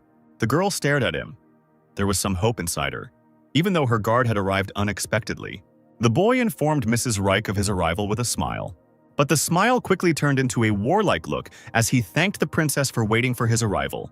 The girl was surprised that he was here, as she had already forgotten about his presence and despaired. Bell jumped down to the floor of the room, the heels of his boots hitting the floor as he landed. He confidently said that he would figure everything out himself from now on. Peter Fred said he thought the princess's security was far away. It was strange, but Bell managed to identify the fair-haired youth as the enemy, which impressed the killer, and he could not help but praise his younger opponent. The blue-haired boy replied that he simply remembered Peter Fred. The fair-haired boy asked with confusion and caution what Bell meant by memory, as these words seemed sudden and suspicious to him. The boy confidently said that his interlocutor's name was not actually Peter Fred. He remembered his real name, and it was Von Legal. The killer was taken by surprise by this truthful statement. Bell continued to share the information he knew. The fair-haired guy usually used 3 sets of lightning as a weapon. Von Legal's former targets include Count Slave and Count Bermott, and Count Reisenhardt, which sounded like a question from Bell. The killer asked how the boy knew this. Bell thought he had caught this blonde guy in his past life, but he didn't think that Von Legal had decided to kill the princess, and that hiding behind the head of the knights wouldn't work. The fair-haired boy was clearly unhappy that his identity was revealed so easily and quickly. He chuckled softly and mockingly. Von Legal stated that the boy barely knew him, and whether he really believed that he could defeat a killer of his rank. It was true. Killing a B-rank enemy would be a difficult task. But with Von Legal, it would have been a different matter. The killer became angry at this statement and released the blades from between his fingers, asking who Bell thought he was. The first attack, according to the boy, was knife-throwing. Von Legal threw 6 sharp daggers forward, spreading his arms out to the side after throwing. Bell managed to deftly dodge all the throws, and thus did not suffer from this attack of the enemy. The killer ran closer at this time, after which the guy delivered a slanting blow, but even so he was unable to cause damage to his young opponent. Von Legal was surprised and even stunned that he could not harm the blue-haired boy. He tried to attack Bell from behind, going behind him. But the blue-haired boy was prepared for this, because he recognized the attacks of the killer from his past life. A summoned sword appeared in his hand, with which he struck the enemy who had crept up from behind, claiming that he knew all the attacks, and even Von Legal's movements in advance. The fair-haired guy didn't understand how Bell managed to fight off his attacks and hit back. The boy claimed that he could kill the killer whenever he wanted, and suggested that he surrender if he still wanted to live. Von Legal sighed when he heard this proposal from his opponent. He shouted out in displeasure and even fury that he would destroy Bell. Bell smiled, because he knew one of the main shortcomings of this killer, because the blows of the blonde guy became weak due to anger, which made him more vulnerable. The boy deftly dodged the enraged Von Legal's subsequent series of attacks. The series of blows included a push, a cut, then a slanting blow, a throwing of a sharp dagger, blows from below, all of which Bell could easily predict due to his experience in his past life. Reich, who had been standing on the sidelines all this time and watching the battle unfold, was delighted that the boy, so small, was already dealing with the killer. Bell blocked the blonde boy's dagger strike with his large broadsword. The girl remembered with regret how she had complained about the presence of such a guard at the mission. The ring with the blue stone on her hand suddenly sparkled brightly. The two fighters wondered if this was the end. Bell swung his sword at the blonde boy. A bloody mark from this powerful blow appeared on the killer's chest, and he moved away from the boy on his knees. Bell knew all his moves. Von Legal couldn't hit the boy with his blows in the fight. Everything was as he had been told before. The killer remembered the words about the princess's guard from a noble family being an outstanding fighter, and the warnings to be careful. The blonde boy smiled nervously, deciding that it was time for his backup option. Bell wondered if his opponent was referring to the ability of a B-rank weapon, which was that Von Legal could create a stopping electrical barrier. The boy suggested that the enemy attack, because he claimed that he could withstand the enemy's strength. The blonde boy asked if this was true, holding a small bottle of blue glowing liquid in his hands. He grabbed the cork in the neck of the bottle with his fingers. Bell was taken by surprise when he saw the thing in the killer's hands. Von Legal said with a grin that it seemed the boy knew about such a thing as the tears of the Dragon King, after which he picked up the bottle and took a sip of this unusual liquid. The empty glass container fell to the floor with a loud thud. The young man clutched his own chest, his face showing an indescribable expression of incomprehensible emotions. Bell knew that the Dragon King's tears were a very rare item. If you drank this drink, your magic power would increase several times, which meant that if the killer used this technique, the situation would become bad. Von Legal held out his hand with the blades clasped between his fingers and said that the boy would regret not killing him immediately. He threw his weapon forward with a powerful swing of both hands. The blades flew forward rapidly. Bell shifted his blue eyes to the side. He deflected the dangerous blades with his sword in his hands, the deflected weapon sparkling, shrouded in small golden lightning. Von Legal smiled evilly, wanting to attack his opponent again, who was preventing him from killing the princess. He locked the boy in a magical thunder cage, which resembled a golden glowing diamond with a loud command. Due to the magnetic field, Bell's body could not move, which made him tense. Reich, still sitting on the floor, screamed his name in panic. The boy summoned his heavy, large green shield of Achilles, hoping that it could help him. He ordered the weapon that appeared to destroy everything around. The emerging wind was unable to penetrate anywhere beyond the magical barrier, which complicated the situation. Von Legal snapped his fingers with a malicious smile, ordering the thunder to rumble. Another blade, sparkling with lightning, flew towards the boy in the diamond-shaped barrier. The thunder cage sparkled powerfully, both from the outside and from the inside. Bell screamed in pain, unable to resist the golden lightning. The fair-haired boy laughed as he looked at this sight, asking the child not to worry and not to be afraid, because he was about to destroy the boy. Bell began to lose consciousness, and trying not to close his eyes, he thought that he couldn't die now. Several blue arrows flew forward with a loud whistle. These arrows shot down the flying blades, changing their flight path and preventing them from harming the boy imprisoned in the thunder cage. Some of the arrows shattered Bell's diamond-shaped barrier into pieces, freeing the child and shocking the blonde assassin. Von Legal cried out in shock, turning to look at the one who had fired the arrows. The princess stood in a fighting stance. In his hands was a bow for shooting, from which she released arrows that pierced the diamond-shaped golden barrier. Reich said that the knight had sacrificed his life, and in that case, she had nothing to fear. The blonde boy cursed at the girl, surprised that she was able to use her weapon and attack suddenly. He took out his blades and ran towards the princess, intending to attack her. A look of fear appeared on Rick's face. Bell thanked the lady for her help, already standing on the floor. Von Legal turned around in panic as he heard the voice of the freed boy. Bell swung his sword towards the blonde assassin, attacking him in this manner. Blood began to flow from Von Legal's mouth as the boy managed to hit his body with this blow and harm him. Drops of blood splashed onto Bell's impassive face. The blonde boy's body fell onto the wooden floor with a loud thud, the pool of blood growing under the corpse. The boy asked Reich with a smile if she was okay. The princess's face looked sad as she looked away. Reich stood up from the floor where she had fallen earlier. The girl touched Bell's cheek with regret, calling him a fool, because he himself was covered in a bunch of wounds. The princess asked the boy for forgiveness for dragging him into a dispute over the inheritance. Bell said that there was nothing terrible in this situation, and at the same time noted out loud that the girl really was as strong as she claimed. Reich said that she was not strong enough compared to the boy. The girl thanked Bell and promised that when her savior was in danger, she would definitely come and help him. The boy knelt down and formally thanked Mrs. Reich with a smile. The girl smiled kindly, looking at her guard in front of her. The princess took the ring off her finger, deciding to give it to her savior, also as a reward. She knelt down in front of Bell and placed the ring in his palm, telling him that she was giving it to him as a token of her respect. The boy stared at the ring in surprise as he recognized this unusual object. A white ring with golden patterns on its surface and a blue stone sparkled as it lay on his palm. The roofs of the ducal estate were illuminated by the bright afternoon sun. Galleon Catastrophe looked at his son, who knelt before his desk, and remarked out loud that his child had returned. The man heard all about the mission. Bell managed to successfully protect the queen. The boy confirmed this, looking up at his father and saying that he had indeed accomplished this important mission. Galleon Catastrophe suddenly noticed something with surprise. The Duke asked if the ring on the boy's hand was the Ring of Solomon. The child replied that he received the item as a token of gratitude from the queen. It was the Ring of Solomon, one of the treasures passed down from generation to generation by kings.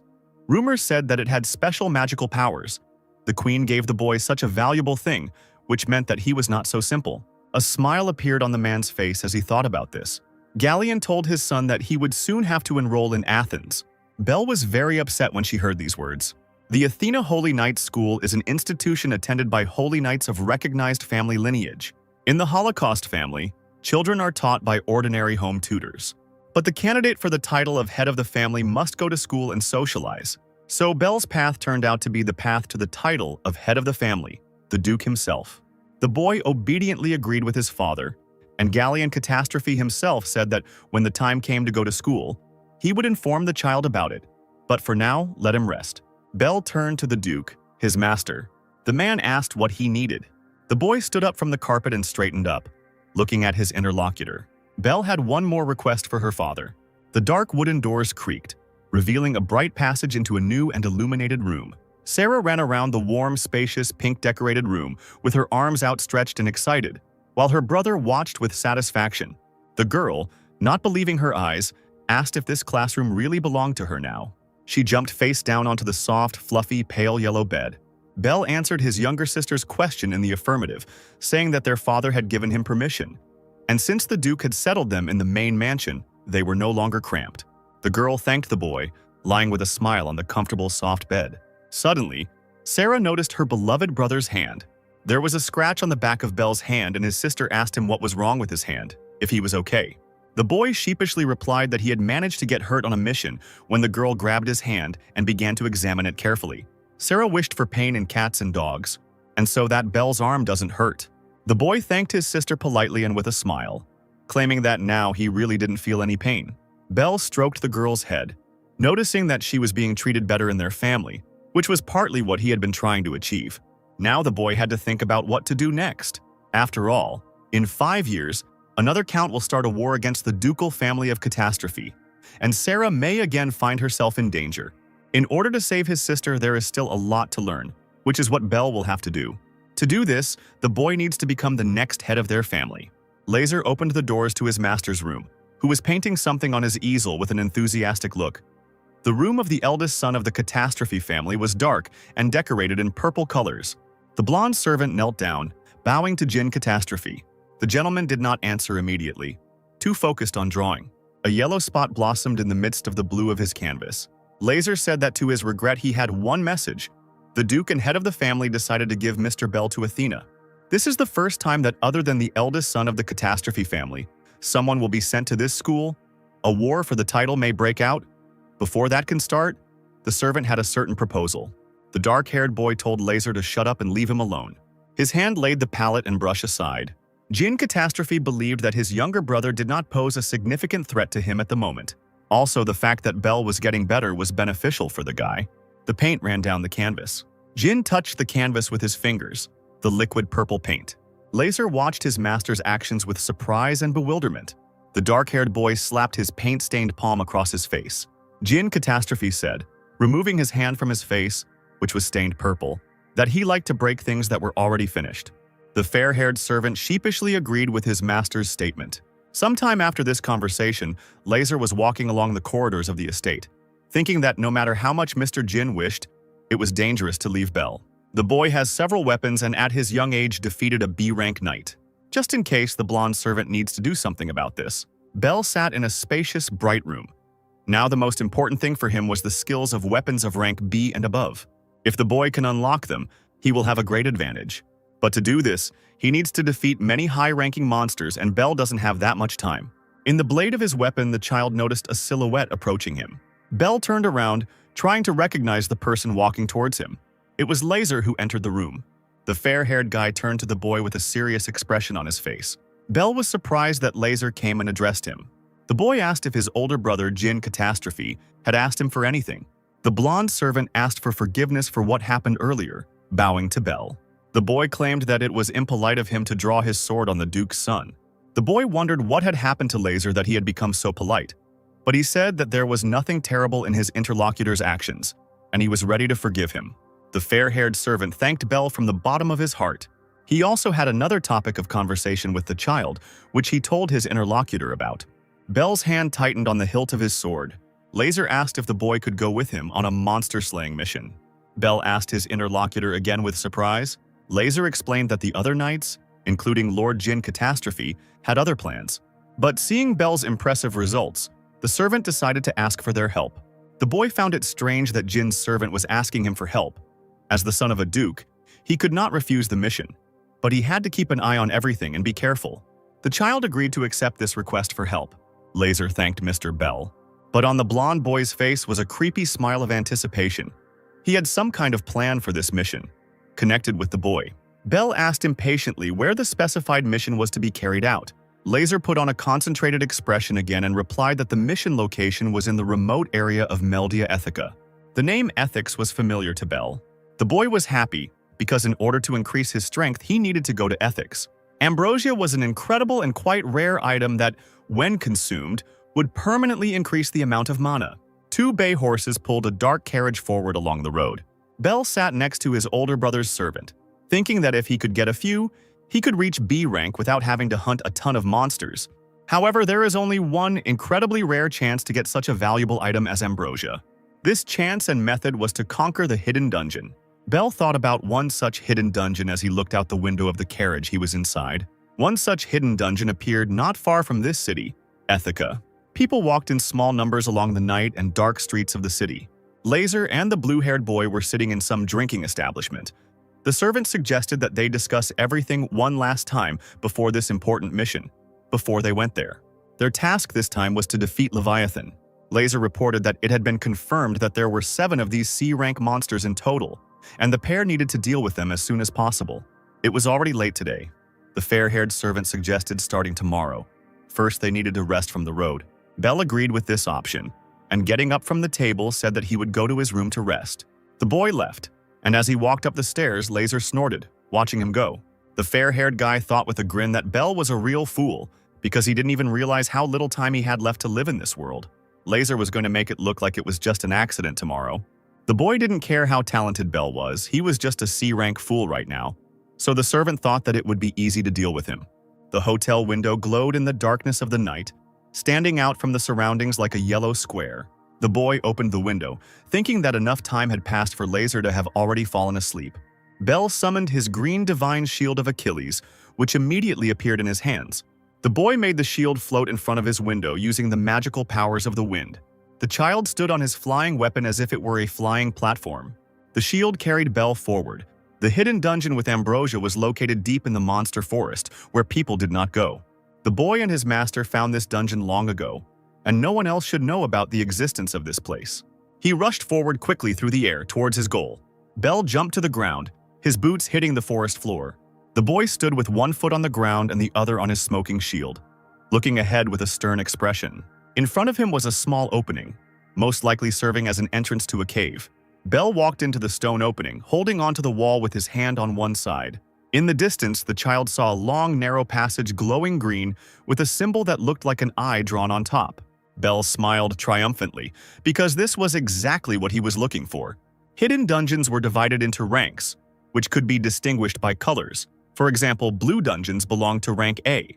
Green color indicated B-rank dungeons. And after clearing a dungeon, a person would receive ambrosia of the appropriate rank for a particular dungeon.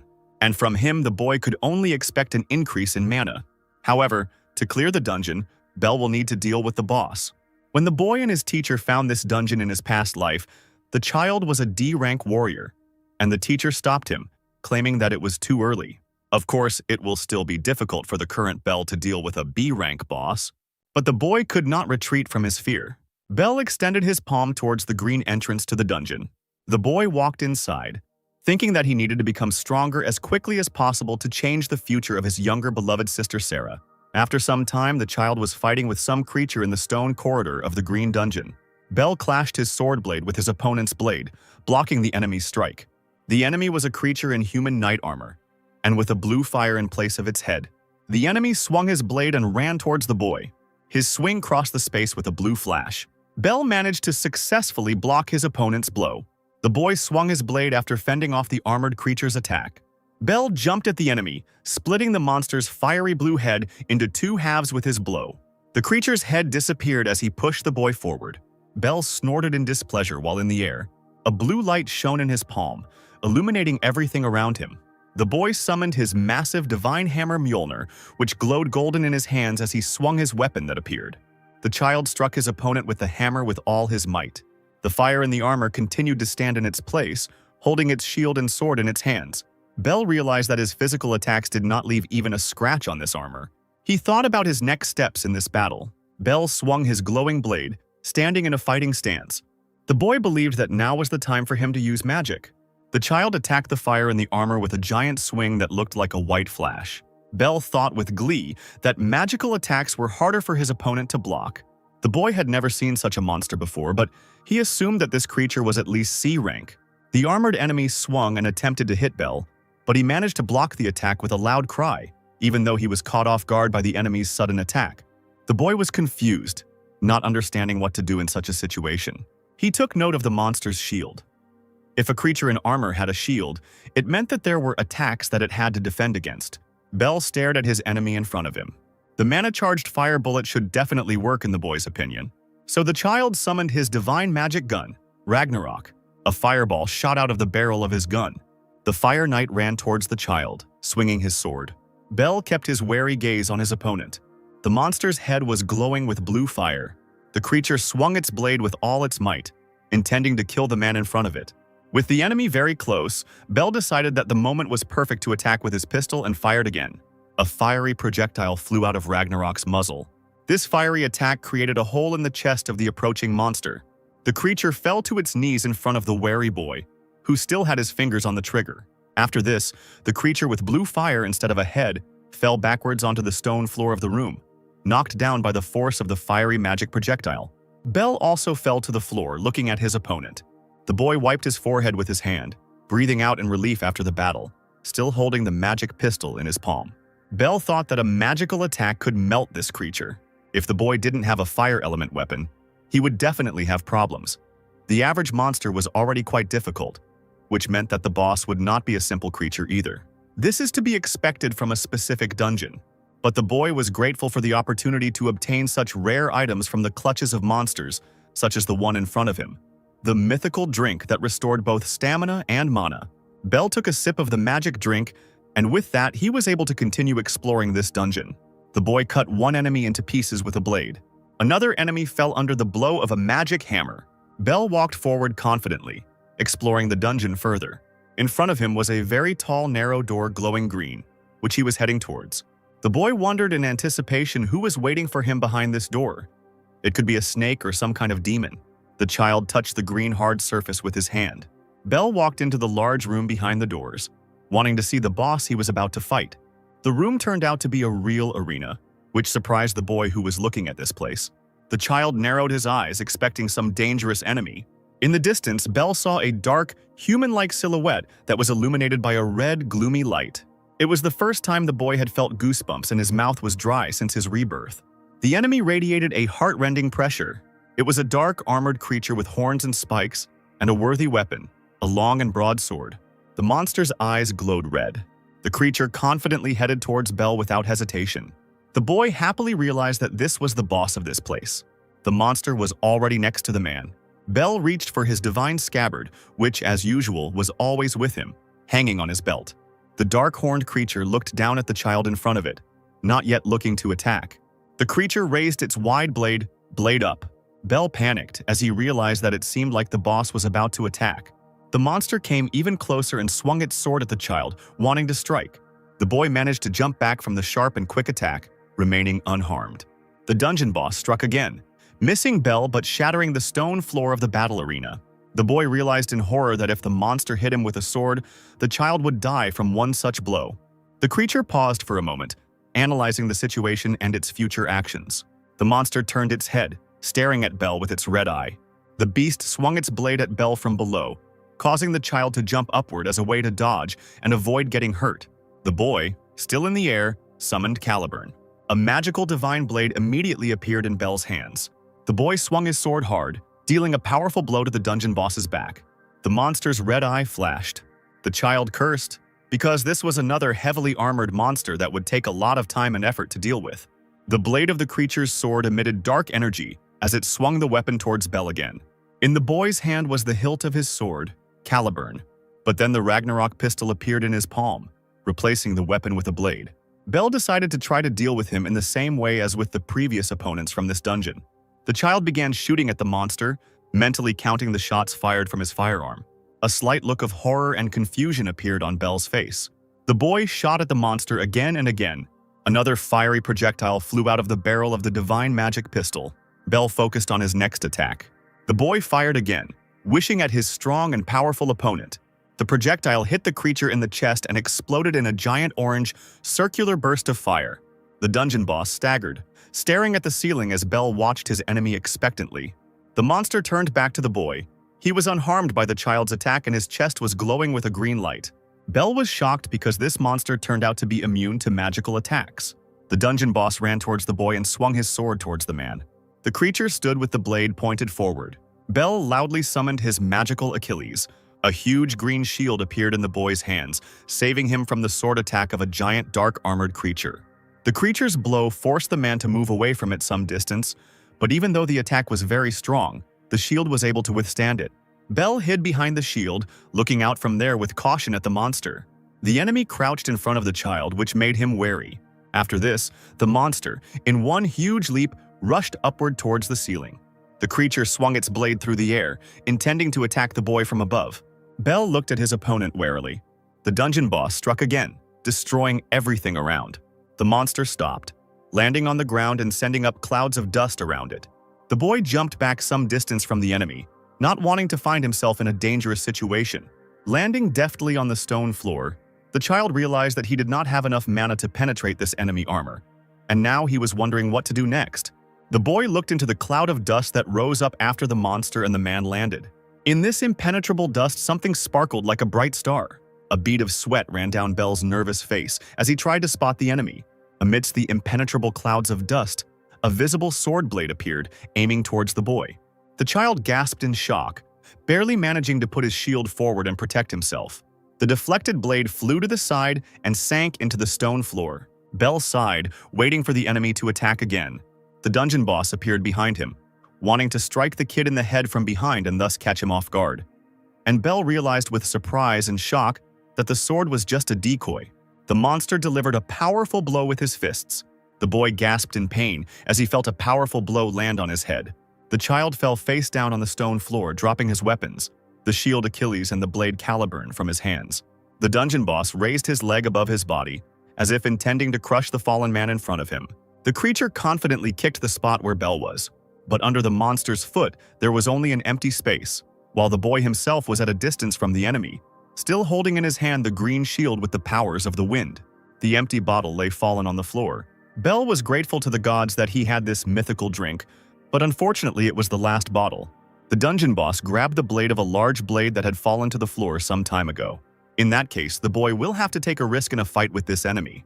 Achilles was one of the heaviest of all his divine weapons. The child swung his shield, pulling it back behind his back.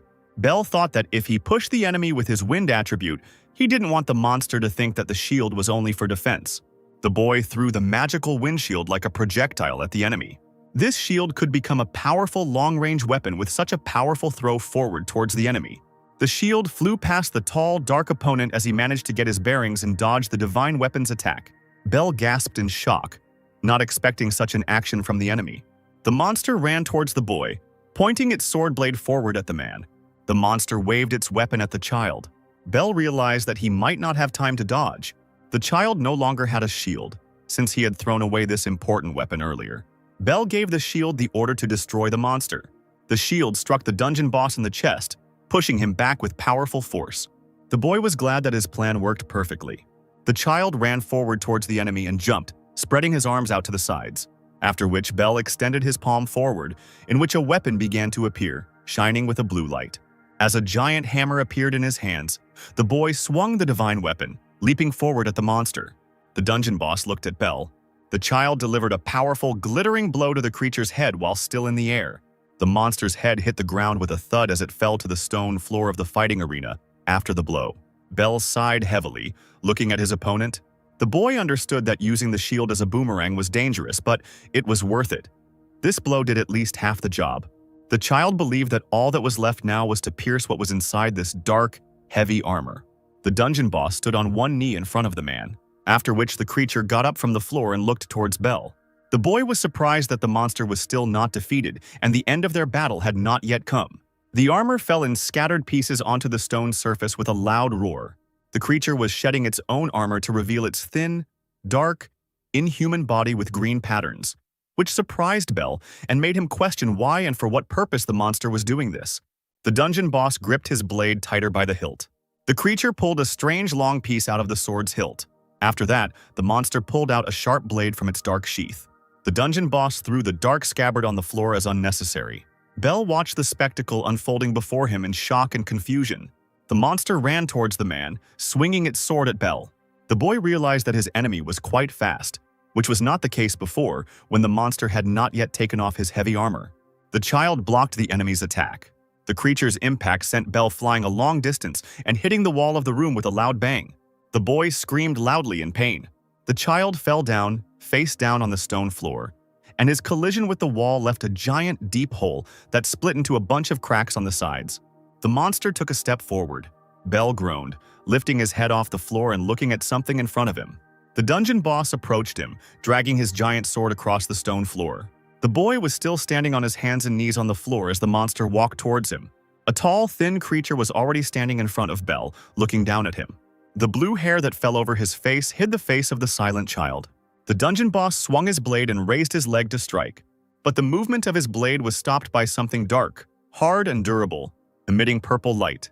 Bell, who had stopped the weapon strike with the magical divine glove that had appeared, looked up at the creature and sternly told it not to tempt fate. The creature silently looked at the child with red eyes, not expressing any visible or understandable emotions. Still holding the magic glove, Bell summoned his divine blade Caliburn, which immediately appeared in his clenched palm. The boy returned to an upright position and immediately attacked the dungeon boss with his blade, clashing with the enemy's blade. The child's eyes changed color from blue to red as he said that the real fight was about to begin. The boy rushed forward again, slashing his blade at his enemy's weapon. The enemy swung his sword, wanting to cut Bell in two, but the man managed to duck and the blade flew past. The two fighters rushed around the room from side to side, trying to inflict a large amount of damage on each other. Because the dungeon boss removed his armor, he became lighter and his speed went to an extreme level. But this creature is not much faster than the current Bell. And realizing this, the boy ran towards his opponent. The child decided that now would be the end for the dungeon boss in front of him. Suddenly, the patterns and stripes on the monster's body changed color. They became red, but before they were turquoise. The creature quickly dodged Bell's strike, moving to the side of the blade's trajectory. The boy was stunned by such a sharp reaction. The monster pointed its blade at him, but the child managed to block it with his own weapon. Bell noticed the red light that appeared, and that his opponent became noticeably faster after these changes. The boy became tense, sensing the increased strength and capabilities of his enemy. Another blow from the dungeon boss tore the clothes off one of Bell's arms as he tried to block the attack. The child's eyes turned red again, as he thought that this wasn't going to end there. The monster still hadn't defeated the man, but Bell needed more power. The boy needed more power and strength.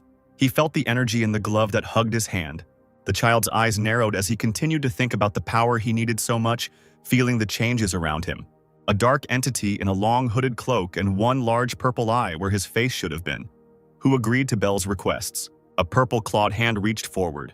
The entity was willing to accept the deal and grant the boy the power he needed, albeit in exchange for his soul. The baby's iris took on a purple hue, mixing with his natural blue color. Bell screamed as he felt some changes in his body as everything around him turned purple. The boy realized that he couldn't concentrate. He felt like he was disappearing as he rushed forward at full speed, swinging his sword. The voice of the entity in the child's head asked again, "Does he still need strength?" The voice claimed that Bell was weak, and because of this weakness he was always bullied. Because of the same weakness, the boy was killed in his past life by an unknown person. The entity believed that the child should have already had enough of his weakness, and it was his turn to become someone who achieves everything by force. The boy listened to these speeches, still not controlling himself. Bell spread his arms out to the sides, stared at the ceiling of the high dungeon room, and screamed loudly, looking up. The creature was already running quickly towards the man, bending down as it ran. The boy, whose pupils had disappeared, causing his eyes to turn completely white, ran forward towards his enemy. The child again tried to strike his opponent, but he did not leave him alone. Bell charged at the dungeon boss over and over again, too overwhelmed by the power unknown to him, and thinking only about destroying his opponent. This thought repeated itself over and over in the boy's head. The child swung his sword again and ran towards the monster, a smile full of rage on his face. Bell was overwhelmed by thoughts of how much he wanted to kill everything that came his way. But a painfully familiar face appeared in his memories. It was the face of his happy younger sister Sarah, who was smiling brightly. The boy's eyes became aware again as he thought about Sir, and his thoughts became more collected. The child blocked another dangerous blow from the dungeon boss. Their blades crossed as the two fighters prevented each other from attacking. Another memory flashed through Bell's mind. He again saw the happy and innocent face of his younger and beloved sister. The boy said that he was not fighting for the sake of killing. Bell fought to protect his dear sister from all dangers. The monster swung its blade at the child again. The boy roughly ordered the dark one-eyed entity to shut up and give it his power. Bell covered half of his face with the broad blade of his sword and loudly called upon Aegis. The child pushed the monster far away from him with a powerful blow of the weapon. The dark entity said that it was on the boy's side, and he just had to say so, and the entity would grant Bell power. But he will give the boy this power only in exchange for his soul. The child stood in front of his opponent, radiating purple energy. Bell ran forward towards his enemy at full speed. The creature also did not lag behind and ran towards the man. They clashed again, the blue-haired boy and the thin, dark monster. The labyrinth boss and Bell tried to hit each other, but so far they were unable to do so because their strength was almost equal. The monster once again swung its blade at the child, but the man managed to duck in time, thus saving himself from a sword blow to the head. Bell concluded that his opponent was slow. The boy struck again, and with this blow he managed to cut off the creature's arm, which flew off some distance away. The dungeon boss's face was still emotionless, looking blank, and his eyes were still glowing red. Bell swung the divine blade again for another attack. The child struck the monster directly, trying to cut it into two equal halves. Parts of the monster's face began to move apart. Bell looked ahead at the body of the dungeon boss in front of him. The two severed halves of the creature fell with a sound onto the stone floor of the battle arena, dropping the sword from its hands with a crash. A dark, gloomy energy emanated from the face of the defeated monster. Bell crouched down in front of the monster's corpse, realizing that he seemed to be done with this battle. The purple glove in the boy's hand began to glow with a bright light. The glove was gone, and the child himself was thinking, the dungeon boss was a strong enemy. He was dangerously close to losing himself. Now Bell needs to ignore the use of Aegis as much as possible. The boy rose from the floor, also taking a small green bottle from it. Thus the child managed to get hold of the valuable ambrosia. If Bell drinks it, his mana should reach B rank, and thanks to this, he will be able to open the first level of his own unique skill. The boy had never seen such a thing as ambrosia before, and so he wondered if it was normal for a child to just drink this liquid in a small bottle. Bell decided it was worth drinking for the future and threw his head back, swallowing the ambrosia, after which the boy breathed a sigh of relief. The child stared at his hands in surprise. He felt his mana improve. It seemed incredible to Bell, namely the possibility of reaching B rank in an instant. Suddenly the boy felt something unusual, opening his eyes even wider. The child groaned, clutching his chest sharply. Bell fell to his knees, not understanding what was happening to him, and with a feeling in his chest, it felt like his whole body was burning. The divine scabbard hanging on the boy's waist began to glow with a bright blue light. The child did not understand what was happening to him. The boy fell face down on the stone floor, and his scabbard continued to glow with an unusual light.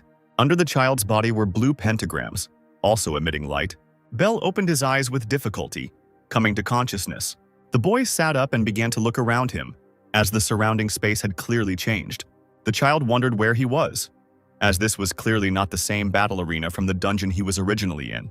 It was a gigantic space, in blue colors, and the boy himself stood on a platform with a giant blue pentagram.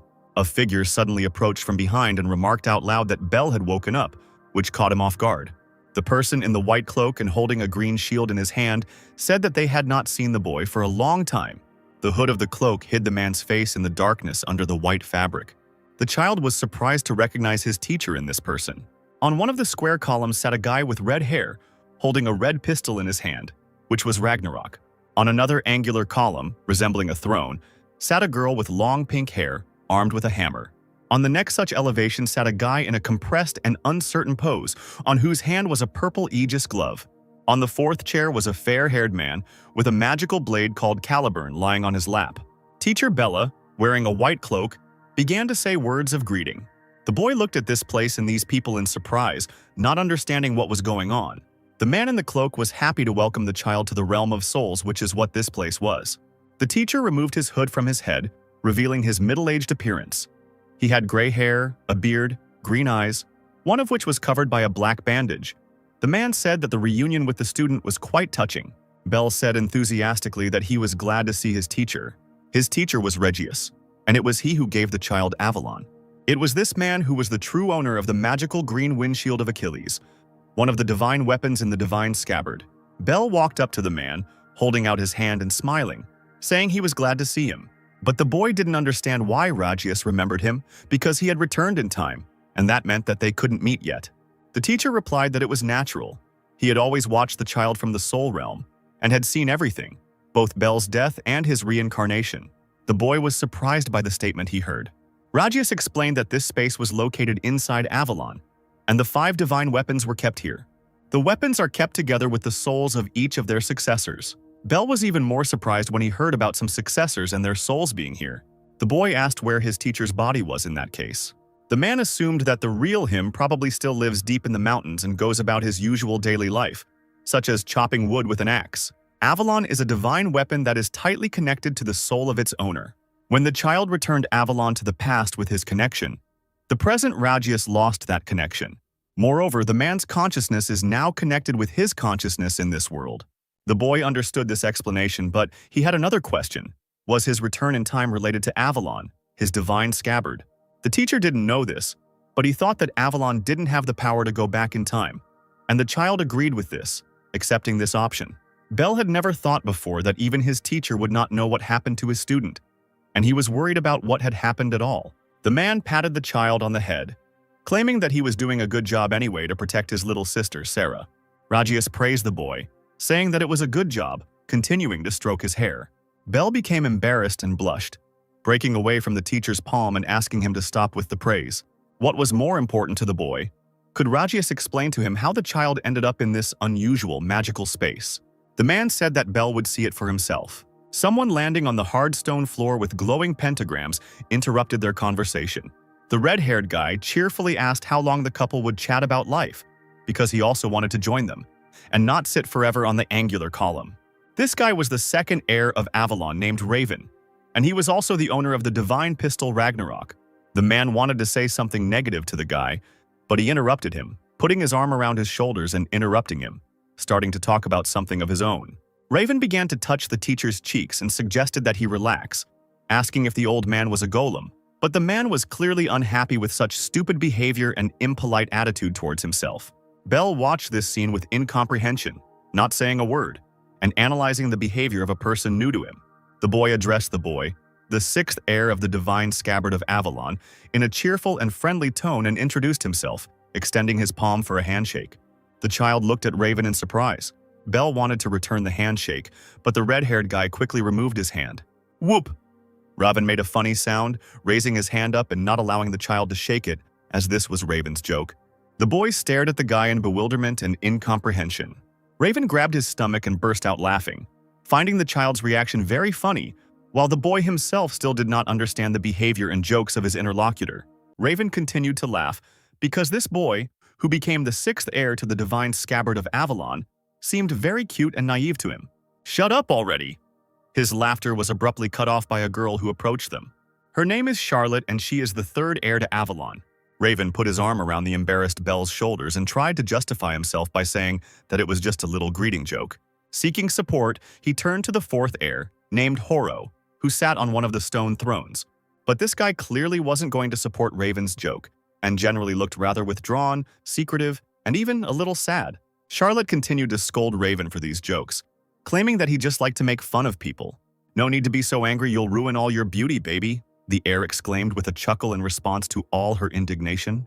This nickname drove the girl into a state of mad rage in a second. A fight would have been inevitable if Rajias had not intervened in time. Charlotte immediately asked indignantly whose side he was on. But he was prevented from answering by the laughing Raven again, who covered the man's mouth with his hand and answered instead that Rajias was definitely on his side. Belle watched this altercation with great surprise, seeing his teacher so embarrassed and even somewhat submissive for the first time. But in the end, he came to the conclusion that all this only proved how great and powerful these heirs of Avalon were. He remembers his teacher telling him stories about them. The heirs of Avalon are great heroes who fought evil in the past and defeated it. Guys, can't you come to some kind of agreement already? Suddenly, another voice was heard. It was the first heir of Avalon, named Adam. He instantly stopped all the arguing and told Belle that there was a reason why he was summoned to the Soul Realm. He was moved here to give the necessary instructions. Adam sternly said that it was too early for Belle to unlock the divine weapon's abilities. The boy looked at his heir in bewilderment, not understanding the reasons for such a ban. It turns out that the problem is that divine weapons with their unique ability unlocked emit an incredible amount of mana. And if Belle unlocked it right now, his young and immature body would most likely not be able to accept such an amount of mana, and the boy would simply break under the constant pressure. Now Belle understands what that pain was that he felt before being transferred to the realm of souls. Adam believes that the boy needs to wait until he grows up before unlocking the divine weapon. But Belle can't agree with him, and resolutely clenches her fists, making a difficult decision. He tells Adam that he can't stop. He needs this power to protect his younger sister, Sarah. Adam stands up to his full height on his stone throne, his figure towering menacingly over everyone. He doesn't argue with the boy and simply steps forward, saying that if that happens, he'll have to kill Belle right now. Immediately, he breaks away from the throne and flies down at great speed towards the boy. Belle instantly tenses and clenches her teeth, frantically thinking about what to do. This guy is too fast, we need to come up with something to protect ourselves from him. The boy realizes that Adam is already standing behind him and there is no time left. At the last second, he moves his hand with the sword behind his back, managing to deflect the enemy's blow. Adam is a little confused. He didn't expect such an immediate reaction. He thought he could clearly demonstrate the immaturity of this boy, and he could not even imagine that he would be able to repel the attack. He bows his head thoughtfully and draws his weapon back. Now he understands that constant battles have hardened this boy and helped him grow in many ways. So Adam changes his mind after all. He hands the boy a sword, instructing him to use it first. A satisfied smile appears on the faces of the teacher and the other heirs. Belle can't believe that they all accept him. Adam believes that if the boy uses only one ability, his body will be able to withstand it and everything will be fine. So he allows Belle to unlock B-rank Caliburn, and when the time comes, the heirs will unlock everything else, including A-rank. Belle can only dream of A-rank ability, but now he has something to strive for. So he looks up at his new friends and vows to try his best. Adam smiles back at him good-naturedly. Raven walks up to the boy and ruffles his hair, wishing him luck in his usual manner. Charlotte laughs and asks Belle to take good care of his little sister. And only Horo remains to sit silently on his stone throne, hugging himself and sadly looking straight ahead. Adam promises that they will continue to watch Belle from the shadows. Now the boy can return back calmly. Before he can understand anything, he finds himself sitting on the floor of the dungeon again. His body no longer hurts, and that strange feeling is gone too. He looks at Caliburn with a happy smile, proudly holding it out in front of him.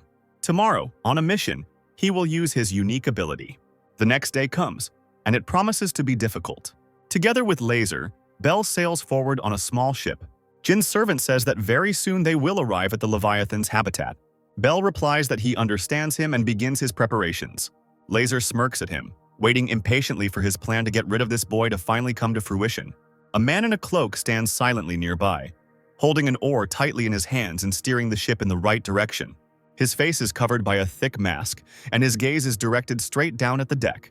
Belle, however, is in a state of deep thought. He still doesn't understand why Lacer invited him to hunt the Leviathan, which is a C-rank monster, when the man could easily deal with it himself. If he does have something evil in mind, it will be very difficult to deal with such a strong opponent. Belle decides that she won't take her eyes off him if possible. Meanwhile, they reach the place where they assume the Leviathan should be. Bell leans over to look over the side, but everything is quiet and calm. Turning around, he sees Laser approaching with a drawn dagger in his hand. The boy immediately realizes that he has big problems. Laser grins unkindly, seeing the tension on Bell's face. Despite the boy's suspicions, he brings the dagger to his own wrist and makes a small cut. The man explains to Bell that they need to throw out bait to make the monster show itself. The smell of blood drives Leviathans into a frenzy, so you need to be prepared.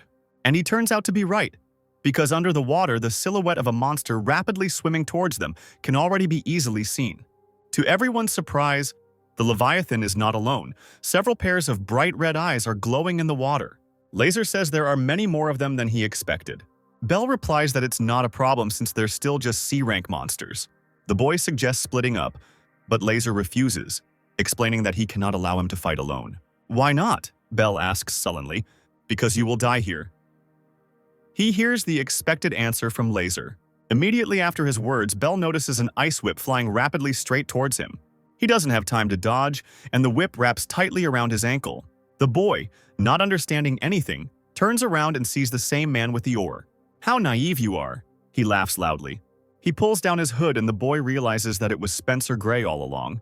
The guy smiles contentedly, although his smile now looks more like a malicious grin. Bell lets out a disappointed cry, not understanding how he hadn't noticed earlier who exactly was hiding behind the mask and hood. "Spencer, come on!" Suddenly, Laser screams and events begin to unfold rapidly. The purple-haired paladin carries out Laser's command. He pulls and points his whip upward, causing Bell to hang upside down. The boy's leg is already starting to be covered in a crust of ice, and he understands that things are very bad. Spencer swings his whip again and throws Bell straight overboard to be torn apart by the Leviathans. However, even this seems not enough to him. With a malicious laugh, he strikes the surface of the water with his whip. Now everything around is covered with an icy crust, and the paladin is sure that this will prevent Bell from swimming to the surface, which means the boy is doomed to die. Bell dives into the very depths of the water, while the Leviathans circle around him impatiently, anticipating their prey. The heavy chunk of ice around his ankle pulls the boy even deeper down.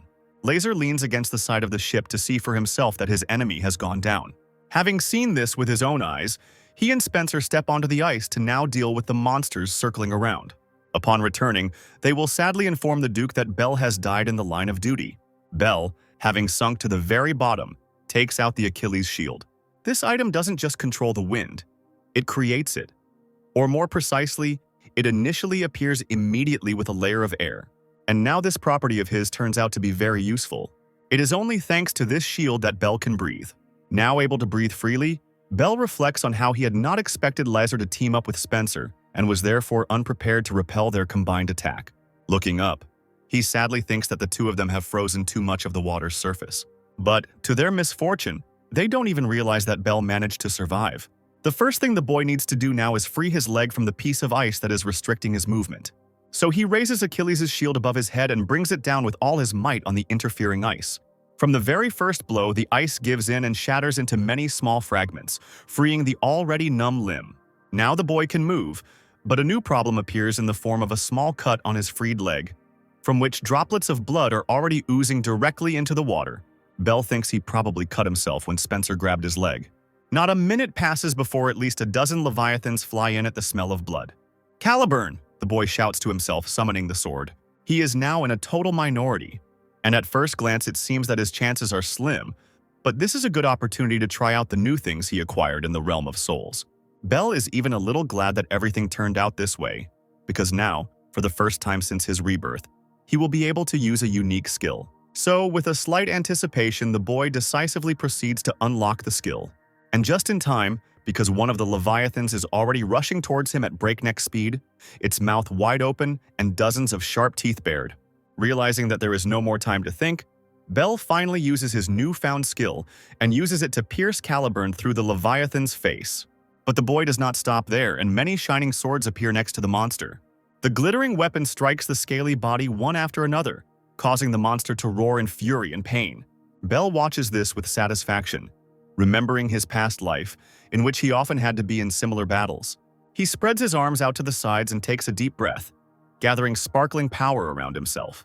Now he is ready for the attack of these bloodthirsty monsters, and his body is filled with a bright feeling of excitement and his own superiority. The Leviathans do not keep you waiting long and immediately rush to attack. With a grin on his lips, the boy thinks to himself that now it's time for him to enjoy fishing. He uses formation A, interception, to attack them all at once. The Leviathans, uncomprehending, continue to attack, and the little boy seems like easy prey to them. While the formation of the Starblade causes several floating shining swords to appear, their blades as sharp as Caliburn itself, and easily cutting through their powerful, massive bodies. I'll cut you all into sashimi. Bell grins, getting into a fighting stance. Meanwhile, Laser is also fighting other Leviathans, attacking the monsters with a furious cry. He swings his sword and strikes the monster in the head, slamming its mouth right into the thick layer of ice. The monster tries to escape, but the man quickly runs after him, catching up and mercilessly finishing him off. More than 5 minutes have passed, so Laser is sure that Bell is long dead. Spencer smiles widely, flatteringly giving the man a few compliments. A smug Laser replies that it's no wonder he's so good, since he's on a completely different level than the likes of Spencer himself. He orders them to stand behind until it's all over, unless, of course, Spencer wants to die here today. The boy obediently stands behind, promising to support and protect Laser from this position. Suddenly, Spencer hears the ice cracking right under his feet. The guy is stunned. He doesn't understand why the ice cover he created suddenly began to crack. Suddenly, a huge tentacle breaks through the ice completely and crashes right into Spencer, throwing him up with a powerful blow. Laser turns around sharply and cries out in surprise. A huge, powerful body quickly emerges from the ice. The hole in the ice grows larger every moment until it becomes the size of an entire ship. Laser grabs his weapon, breathing out in shock and trying to calm his racing heart. They have a very unpleasant opponent. The man realizes that right in front of him is a monster called Charybdis. Its tentacles are incredibly long, and at their ends you can easily see suction cups, like those of an octopus. With great difficulty, Laser manages to dodge the attacks of the new monster. Charybdis is a B-rank monster, and requires at least several B-rank paladins to subdue it. Therefore, if Laser is not extremely careful, he will definitely die in this battle. The monster watches every movement of its victim with small, bright red eyes on its huge muzzle. Suddenly, the monster attacks again, and it is extremely difficult for Laser to dodge these attacks. But the man is not going to give up so easily, and uses all the strength he has to resist the monster. He understands perfectly well that if even one tentacle reaches his body, he will be doomed to death. Therefore, Laser tries to hit the tentacles attacking him with his weapon in order to inflict at least some damage on the monster. I need to get this sorted out quickly. A thought flashes through his head. Laser's B-rank ability is fairly simple, allowing him to charge his weapon with mana for one powerful strike. And despite all this simplicity, this ability is very strong, and often helped him out in previous battles, helping him to win. Therefore, the man expects to kill Charybdis with just one such, but very powerful blow. The monster tries to grab him, but Laser deftly dodges to the side, forcing the enemy to become entangled in his own tentacles. With a deafening cry, Laser gathers mana and delivers his blow to Charybdis's massive body. The brightest waves of energy from this attack immediately spread in all directions, accompanied by a loud roar. It takes Laser a long time to realize that all his efforts were in vain. Charybdis proved to be smarter than most of the monsters and used one of the Leviathans as a shield. Now the guy will have to collect mana again to charge the sword for an attack. But the monster clearly has no intention of giving him that opportunity. Laser doesn't have time to dodge and is instantly blown aside by just one blow from a flexible tentacle. Having somehow managed to group himself in flight, he lands on board his ship. However, now he has nowhere to stand, since all the ice Spencer created was destroyed by the monster. To add to the problems already present, several more Leviathans are already rushing straight towards the ship. Laser is surprised because he was sure that he had cleared absolutely the entire space, leaving not a single monster behind. But two Leviathans immediately emerge from under the water and make him realize his mistake. The monsters simultaneously rush at Laser, who has already become quite tired. And along with their attack, the tentacle of Charybdis also approaches the guy. Focused on the two Leviathans, Laser fails to notice another danger and misses the blow. Unable to stay on his feet, the guy falls straight onto the deck, spraying his blood all over the place. His divine weapon is made for duels, so he has no advantage in fighting against many enemies at once. As if understanding this, the Leviathans are already hanging over the practically defenseless man. Gritting his teeth from tension, the guy frantically tries to come up with at least some way out of the situation. But there is a catastrophic lack of time. The monster's face is getting closer and closer. Laser is taken by surprise when Bell appears out of nowhere and attacks the monster. Laser's mouth drops open in surprise. unable to believe what is happening right before his eyes. With one deft movement, the boy, whom he had already thought long dead, cuts off the heads of two huge leviathans at once. Bell turns to the shocked boy, noting with a chuckle that he found himself in an extremely difficult situation. Despite Laser trying to kill him, Bell kindly offers to help him with these monsters. But Laser still hasn't realized what powers this boy has, so he just yells at him angrily in response. He is sure that Bell is not capable of defeating a monster like Charybdis because he is hundreds of times stronger than the Leviathans. So what? Is it a problem? The boy asks with a smile. Meanwhile, Charybdis is already stretching its long, flexible tentacles towards its new victim. Without wasting any time, Bell uses Starblade formation again. Several shining swords easily cut through the tentacles, reaching towards the boy. Laser looks at this with his mouth open. He couldn't even imagine that the boy, who had only recently awakened his weapon, would be able to use this unique ability. Moreover, such an ability must be simply incredibly difficult to manage. Bell continues to attack Charybdis, promising to cut the monster into pieces and feed it to the fish. As if understanding every offensive word, Charybdis lets out a loud, vile scream that cuts painfully into the ear. Despite the severed tentacles, the monster is still strong and attacks again. Bell freezes in midair, clutching the hilt of the sword tightly in her palm, and waits for the monster to get close enough. There is a ship right behind the boy, and Laser realizes with horror that now there will be not a single piece left of it. Bell also understands what the monster is up to and decides to reveal his trump card as well. He flies higher into the air and uses Formation B, preparing to attack. "Integration!" the boy shouts loudly. Laser looks wide-eyed at Bell, whose swords have merged into one. Meanwhile, the boy himself is already pointing the sword towards Charybdis, and a powerful stream of brightly glowing energy rushes towards the monster. Such a strong blow with a sword cuts off the pitiful remains of tentacles from the huge body of the monster. But this is only the beginning, and Bell, gritting her teeth with tension, is already preparing to strike the next blow. This time he gets right up close to the monster, plunging the still glowing caliburn into its flesh with all his might. The boy holds tightly to the hilt of the sword with both hands, driving the weapon into Charybdis's body up to the very base. "Take a nap on the ocean floor, you damn monster!" he screams at the top of his lungs. With a sharp movement, he soars upward, thereby brutally cutting the monster's body in half. The boy immediately returns to the body of the defeated enemy to make sure of his victory. Laser, who has been watching the battle from the sidelines this entire time, realizes to his horror that this child has just managed to single-handedly defeat one of the strongest sea monsters. Meanwhile, Bell is already standing on the deck, ready to deal with Laser too. "Let me solve your problem quickly," the boy says to Jin's servant. Laser thinks to himself that this child will become a threat to Jin much sooner than they thought. So the guy decides to kill him at any cost. Taking a step towards the boy, Laser mockingly reminds him that he is the strongest B-rank paladin and that dealing with him is not that easy. "Did Charybdis really hit you on the head?" Bell answers with a chuckle. He is quite confident in himself, since Laser had to bring Spencer along for a sneak attack to win. The mention of this fact only enrages Laser even more, and he clenches his teeth, glaring at the enemy in front of him. Having made up his mind, the man attacks anyway. Bell has no intention of giving in to him, and with a war cry he also rushes into the attack. Their divine weapons collided with a deafening clang, and bright sparks flew around. A quick lunge, a backhand strike, a parry. The movements merged into a single dance. Laser, exhaling forcefully, brought his sword down from above, putting all his weight into the blow and hoping to break the enemy's will and destroy his defense with one blow. However, Bell managed to repel this attack as well, remaining firmly on his feet. The boy once again assumed a fighting stance, gripping Caliburn's hilt with both hands and pointing the blade towards his opponent.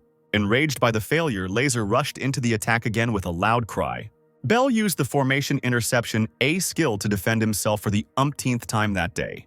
The boy pointed the brightly shining sword straight at his opponent, hoping to inflict significant damage on him. A tense Laser watches the boy's every move, trying to anticipate his attacks and repel any attacks. Their weapons clash again, sparks flying in all directions, burning skin and leaving the smell of iron in the air. Laser is confident that the boy is almost caught, and an attack from a blind spot will help him win for good. The man grips the handle of his weapon tighter, filling it with mana for the final blow. With a loud cry, he attacks the enemy with his shining strike. This blow destroys Bell's shining swords, which were about to fall on Laser's back. The guy chuckles and asks if Bell really thought he could win with such a simple trick. The boy understands that it will be very difficult to win. In addition, the problem is further complicated by the fact that using a unique skill consumes a huge amount of mana.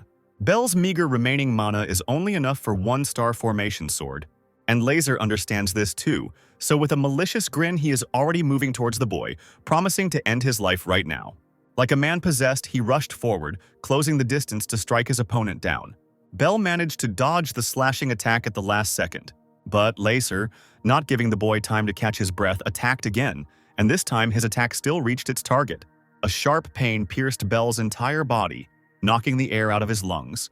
Pulling himself together, the boy immediately jumped to the side, not allowing his opponent to finish him off. He could use the Aegis to gain victory, but then there was too much risk of getting lost in the darkness. So Belle decides to use the Ragnarok pistol. The boy stretches out both hands with guns in front of him and pulls two triggers at the same time. Laser dodges both bullets without any difficulty, laughing loudly at Belle's attempt. But the boy is already rushing forward with his sword at the ready, and Laser realizes that this was just a diversionary maneuver. And yet, he is still sure that this child is too slow and will not be able to reach his body. Meanwhile, the boy, not wasting his energy on empty chatter, again replaces the sword with a pistol. Now he has a divine weapon in both his hands, and he is going to use them both. Laser realizes that the enemy was using the recoil from the shot to increase his speed. But he thinks that even so, all the boy has achieved is just a small cut on his cheek. Gotcha. At this moment, Belle thinks, smiling and anticipating victory. And then a shining sword, seemingly out of nowhere, pierces Laser's body through and through, causing a painful cry to escape his chest. Now the guy understands what Belle was trying to achieve all this time. He, with incredible effort, even pierced through by a sword, tries to rise from the deck, leaning on one knee. His face is distorted by a grimace of pain and disappointment. The boy calmly approaches the defeated enemy. He points Caliburn's blade at Laser, saying that the games are over now. The boy suggests that he simply surrender, and then he promises to kill quickly and without suffering. Surrender? Laser asks again, not believing what he heard. Laughing bitterly, he nevertheless rises to his feet. One day you will become a threat to Lord Jin, so you must die here and now, he screams in rage. Belle doesn't understand why this man is so devoted to his brother. Hearing this question, Laser is momentarily lost in memories. Once upon a time, Jin Catastrophe saved him and gave him the opportunity to live on with some purpose. After that massacre, Laser could barely stand on his feet, ready to fall forever. Dropping his knees to the cold ground, Laser was then certain that his end had come. He could not find the strength to get up and continue on his way. As he lay powerless on the ground, trying to catch his elusive consciousness, he heard soft approaching footsteps. Jin Catastrophe stopped next to the lying guy, looking at him thoughtfully. The mercenary in front of him had just killed about 300 people, but the paladin was not at all frightened by this, but rather, on the contrary, was delighted. Hearing someone else's melodic voice, Laser raised his head up with the last of his strength. Jin took a healing elixir from the pocket of his cloak and slowly uncorked the bottle. The guy tilted the bottle so that the potion began to flow directly onto the body of the exhausted mercenary. This healed Laser and returned his lost strength. "Rejoice, for now I will be your master," Jin said to him then, before the catastrophe. The memories were cut off and Laser's mind returned to reality. "Mr. Jin saved me," he said to Belle, who was waiting for an answer. Now Laser is obliged to repay his savior in kind. The memories gave him strength, and the guy is now standing more firmly on his feet. Ready to pay any price for his master's life, Laser again rushes into the attack, in a naive attempt to still win. Belle uses his unique skill again, and the swords, obedient to his power, float nearby in the air. The boy understands that this man has already made his decision and will not back down under any circumstances. He thought Laser was a sick bastard, but now he thinks there's something chivalrous about the guy after all. "Let's fight with all our might," he suggests to Laser. The guy just swears loudly at him in response. With the last of his strength, Laser begins to fill his divine weapon with mana again to deliver another shining blow. Belle notices this in time, and immediately understands that he cannot allow the enemy to have time to gather energy for such a powerful technique. However, this technique requires some time to prepare, so Belle decides to get ahead of Laser. Without further hesitation, he raises his sword and attacks again. Suddenly, Laser lunges forward, dodging Caliburn. At the same time, the guy suddenly kicks Belle, who didn't have time to dodge the attack. The boy realizes that it was a trap that he fell into. "Checkmate!" Laser shouts, raising his hand for the final attack. Belle steps back, thinking frantically, "This is my last chance." The thought flashes through his head. Making an instant decision, Belle attacks back. Another shimmering sword appears behind Laser and plunges straight into his flesh. The guy wheezes in pain, bright red blood spraying from his mouth. He doesn't understand how this happened, because he was sure that he had destroyed all of this boy's swords. After catching her breath, Belle replies that not all of the swords were actually destroyed. In reality, he just let Laser think that way. He simply predicted his opponent's future actions. Before he dies, Laser has the feeling that this hellish child has survived more battles than he has. With his shoulders slumped and his legs buckling, the boy stands next to the body of the defeated enemy. This time he was unacceptably close to failure, and if not for the ace up his sleeve, he would have definitely lost. However, he still managed to defeat the strongest B-rank paladin. So, he is getting stronger and stronger as planned. With these thoughts, Belle heads back to the castle, where Sarah is waiting for him. The girl is looking forward to him returning from his mission. She hurriedly goes through every room in the castle, hoping that he has already returned. Not finding him in the castle, Sarah even goes out into the garden, loudly shouting her brother's name and looking for him with her eyes. Having reached the very gates, the girl still returns back. She walks down the hallway, the soft carpet muffling the sound of her heels. The girl understands that most likely Belle has not returned yet. And this scares her a little because so much time has passed and the task has probably already been completed. Then she notices that the door to the library is slightly open. Deciding that Belle is there, the girl smiles happily and runs there. Running up to the door, she pushes the heavy doors with all her might and goes inside. A silhouette moves towards the girl, and despite the fact that only the outlines of the figure are visible in the darkness, she decides that it is Belle. However, very soon she realizes that she was wrong. Yin Catastrophe looks down on her, and his gaze does not promise anything good for the girl. Frightened, the girl looks away, clutching her own sleeve tightly. She is very scared, but she must greet her older brother according to all the rules. But as soon as she starts talking, the guy's gaze becomes even more frightening. His eyes glow red, and his lips are pursed in disdain. Sarah's heart starts to beat wildly from fear, and she involuntarily takes a step back. "Useless," Jin says contemptuously, leaning towards the girl. A frightened Sarah retreats even further, not knowing what to say or how to defend herself. Suddenly, Belle appears behind her and steps forward, covering her sister with her body. Sarah looks up, still not comprehending what exactly happened. "What do you want from Sarah, big brother?" the boy asks, looking up at Jin fearlessly. The guy remains silent, only snorting contemptuously in response to the question. "Brother!" Sarah cries out, finally coming to her senses. With a joyful cry, she throws herself into her brother's arms, wrapping her arms around him with all her might. Here the girl notices a torn sleeve and a wound on his arm. Belle tells her not to worry because it's just a small scratch. He says he just fought a strong man named Laser. Jin's face immediately becomes a little more tense. Belle continues that he took it upon himself to deal with this guy. So what? Jin grins, turning his back to the younger ones and already intending to leave. He is sure that these two are nothing, like a nut lying on the road. He has exactly the same opinion about his other younger sister, who is useless and stupid. Therefore, he demands that they not waste any more of his time and get out of the way. However, Belle calls out to him again.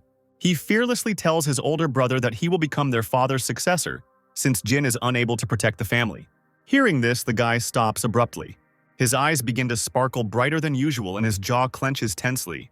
He turns around abruptly, glaring at the younger ones, and darkness begins to slowly spread around his figure. He directs his power towards children, frightening and suppressing them. Sarah rushes towards her brother in fear, hiding her face in his chest. The boy is not going to please his older brother with his fear and continues to confidently look him in the eyes. Jin smirks when he sees this. The grin quickly turns into a loud, slightly crazy laugh. He jokes that sometimes even pebbles are interesting to look at. The guy tells Belle that he can try to kill him whenever he wants and calmly heads towards the library exit. The boy looks after him, not intending to turn his back on his brother, and Sarah freezes in fear next to him. As Jin leaves, Belle places her hand on her sister's shoulder, comforting and soothing. He thinks to himself that the elder brother with this overwhelming power is really strong and extraordinary. Looking at it from a rank perspective, Belle is currently at the top of the B rank, and Jin is already an A rank paladin. The difference between these ranks is incredibly huge, and in order to defeat him, Belle needs to reach A rank before he graduates from Athens. A few days later, Belle emerges from the castle with a suitcase in her hands and carefully places it on the ground. Duke Galleon. Catastrophe and several servants went out into the castle courtyard to escort the young master to the academy. The father notes that the boy looks ready to learn. Belle drops to one knee and bows her head, thanking her father for the opportunity to attend the academy. Athena requires her students to be accompanied by a bodyguard, so the Duke wants to send a B-rank paladin along with Belle. The man Galleon has chosen bows his head and asks Belle to come to him for help at any time. Belle thanks him for his support, but still asks the Duke if he can make a request of him. Galleon asks, a little surprised, "What kind of request exactly?" The boy looks back at the gates just opening. With a happy smile, Sarah comes out into the yard, barely holding the suitcase with her things with both hands. "Sorry, I'm late," she smiles shyly. Belle comes closer to her and takes the heavy suitcase from the girl.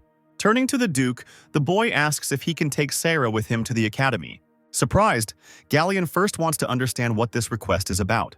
Belle explains that he is worried about leaving his beloved little sister alone and unprotected. The Duke refuses the boy this request, since according to the rules, only a bodyguard is allowed to take with you to the academy. Sarah excitedly presses her hands to her chest, looking at her father with hope. Galleon sternly tells her that there is no point in begging her. He will not change his mind anyway. Belle intervenes, this time asking to appoint Sarah as his bodyguard. After all, when his sister is next to him, he feels 100 times stronger, as if he is even capable of defeating an A-rank paladin. The Duke frowned in displeasure, thinking over what he had heard. In his opinion, this is a very serious statement. In the end, he tells Belle to do as he sees fit. At this point, the conversation ends, and the children climb into the carriage to set off on their journey. Throughout the entire trip, Sarah, who was outside the castle for the first time, did not move away from the window, looking at the scenery. Very soon, they reach the academy itself. Belle helps her sister out of the carriage, catching her on the high step. The girl looks with admiration at the place where her beloved brother will now study. The academy building looks great because nobles study there. On the way, Belle asks the girl to promise that while he is in the classroom, she will sit quietly and study in their common room. Having received a promise from her, the boy heads to the hostel, but Sarah's gaze is drawn to something happening nearby. This is a platform where duels between high-ranking students take place. This is a good opportunity to look at them and learn something new. Sarah presses her hands to her chest in excitement, confident that all of these students are incredibly strong. Belle thinks to himself that most of them look like they are only D rank, except for one guy who is clearly a head taller than everyone else. Belle watches the unknown student closely, noting every detail. This guy is most likely a C rank and won't be able to handle Belle himself. Meanwhile, a new enemy approaches this stranger. With a smug grin, the boy grips his weapon tighter. With a battle cry, he rushes at the new enemy. The guy in front of him just smirks in response, the expression in his eyes hidden by his wide-brimmed hat. Meanwhile, the fair-haired student had already approached as close as possible, and his weapon was aimed straight at the face of the stranger in the hat. "Watch out!" Sarah can't take it anymore and screams. But even without her warning, the student in the hat easily avoids someone else's attack. Dodging, he clenches his fist, and the force of it knocks his opponent off his feet, hitting his head painfully on the asphalt. Belle has a feeling that this guy didn't even use his divine weapon, which means he's at least a B-rank paladin, maybe even stronger. Hearing snippets of conversations between other students, he realizes that the heir to the House of Rothwindsor has just defeated a student named Zeroro. Hearing the name of the house, he cries out in surprise, unable to contain his emotions. House Rothwindsor is the most hated rival of the Catastrophe family. Belle draws her eyebrows together tensely, looking even more closely at the winner of the fight. This guy with red hair and a wide hat is his and Sarah's worst enemy. It's almost time for the opening ceremony. The student council president delivers his opening remarks. The guy says that he is happy with all his heart to welcome all the first years here today. He gives an unkind smile before continuing. The guy hopes that all the guys who entered the academy are strong and worth something. Belle recalls that the speaker's name is Albert Rothwindsor, and he is a high-ranking third-year student, as well as the heir to a family that has produced many impressive paladins throughout its history. The boy had never met him in his past life, but he had heard that this guy had reached S rank at only 18 years old. Belle tries to remember some details that he was able to catch in the image of the man who killed him and Sarah. Could this have been Albert Rothwindsor? After the opening speech, the first-year students unanimously discussed the student council president who spoke. There are no more paladins in the student council who have already reached B rank like him. According to the rules, the student council is formed from the 4 winners of the martial arts festival, and the winner becomes the president of the student council, so Albert is currently the strongest paladin in the entire academy. Belle doesn't know if this guy was the killer, but to prevent this attack in the future, he must show Albert, the future head of House Rothwindsor, how strong the Catastrophe family can be. Instead of holding elections, Athena holds a martial arts festival once a year to select student council members. This means that Belle simply has to join the festival that will be held this year and force Albert to admit defeat. After the ceremony, all students are seated at their desks in the classroom. A boy with bright green hair walks into the classroom and looks around to choose a seat to sit on. Noticing Belle, the boy resolutely walks towards him and asks, a little embarrassed, if he can sit down next to him. Torn from his own thoughts, Belle is at a loss for a second, but immediately corrects himself and allows the boy to sit down. The boy says his name is Limeflexel, and he hopes they will have a wonderful 3 years of schooling. Belle agrees, and only a second later he cries out in amazement, asking the name again. Lime raises his eyebrows questioningly, not understanding what is so surprising about his name. Belle apologizes with a chuckle, remembering to himself that he knew this guy in his past life. In a few years, Limeflexel will destroy the rebellious nobles out of his own hatred and will be known as nothing less than the Knight of Vengeance. However, now this boy is only a shadow of his future self. Lime asks Belle's name, and the boy remembers his father's instructions. The Duke ordered him to hide his real name from everyone in this academy. Many people will want to help him just by hearing his family name, and then studying at the academy will lose all meaning. Belle must prove to his father that he is capable of doing everything on his own without outside help. Therefore, the boy introduces himself as Liebel Slayer because he needs to hide his true identity at least until he defeats Albert. Hearing the last name and looking at the badge, Lime immediately understands that in front of him is a child from the common people. The icon on their uniform indicates their status. Commoners wear a round badge, while nobles wear a star. Belle nods in agreement, confirming that he is a commoner. Lime reveals that he is actually a commoner baronet. Although there are so many nobles in the academy that it doesn't really matter. There aren't many commoners here, mostly everyone comes from prestigious families. So Lime hopes that they can become friends given their similar status. Belle thinks that the future Knight of Vengeance will become a good friend and reliable ally to him. In his past life, he had no one he could call his friend. Suddenly their conversation is interrupted. A boy with bright red hair and eyes of the same color approaches them. With a mocking laugh, he says that he did not expect to see his city friend here at all. There are whispers everywhere that this boy's name is Roger Lindgris, and that he is the son of an earl. So, why are you here, Lime? Roger asks. Lime curls up into a ball, barely audibly answering that he passed the entrance exams and was accepted for training. Roger congratulates him on his admission with a loud laugh. He leans down and places his hand on the boy's shoulder, cruelly telling him that there is no place in Athena for commoners like him. So Lime needs to pack his things immediately and get out of here. The boy looks ahead at a loss, stuttering in fear and not knowing what to say in response. Slaves must obey their master, Roger shouts loudly, turning the embrace into a stranglehold.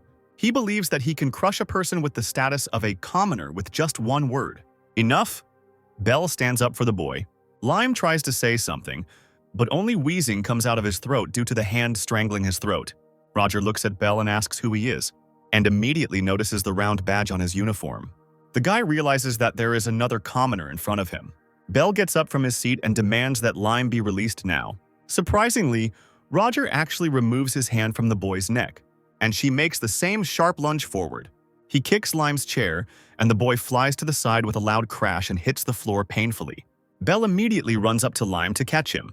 Roger laughs loudly, admiring the result of his kick.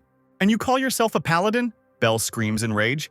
The boy believes that it is precisely because Roger has the status of a nobleman that he should take care of ordinary people. Roger, on the other hand, takes the opposite view, believing that all slaves are good for is to be used by their masters. This guy is clearly very short-sighted. He can't understand that a count can fall just as easily as the most ordinary commoner.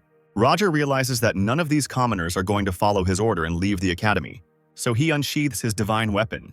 Belle decides that there is nothing to be done and also prepares for battle. He asks Lime to step back, and he takes a wide step forward and extends his hand. Roger looks at him in confusion. Belle says he intends to knock some sense into him today. What a brave slave. Roger laughs at the top of his lungs. He is sure that the boy, who has only a scabbard instead of a divine weapon, is nothing special and is not even capable of swatting a fly. Belle replies with a grin that, in that case, Roger would be worse than a fly. This infuriates the guy. No one has ever dared to look down on him like that.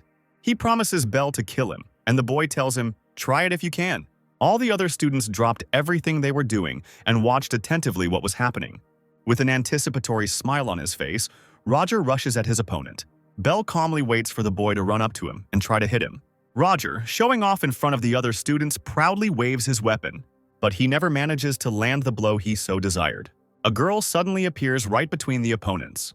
With a peaceful smile, she releases her power, and Roger stops abruptly, not reaching his target. The harp in the girl's hands begins to make such a painful sound that the guy screams in pain, covering his ears with his hands. Belle also covers her ears, unable to withstand such a powerful sound attack. Having achieved the desired effect, the girl jumps onto the desk and crosses her legs, making herself more comfortable. She winks at the instigators of the fight, reminding them that they are all in the same class and should get along with each other. Belle holds her still sore ear and tries to figure out who this girl is with such powerful strength. He had never seen anything like it before. With a kind smile, the girl says that her name is Silpha, and she is glad to meet everyone here. Roger regretfully realizes that this girl is from the family of the Marquis of Elpage, and therefore higher in status than him. The teacher enters the classroom and asks everyone to take their seats. Today is the first lesson, and he intends to evaluate the abilities of each of the students. The man asks the students to use the sacred treasure to attack the monsters. In today's lesson, they will start with the golem. With its help, you can easily measure the strength of each student. At the teacher's command, the first student steps forward. As he exhales, he strikes, aiming at the golem. But unfortunately for the boy, his attack does almost no harm to this monster. This golem is very hard and will not be easily damaged.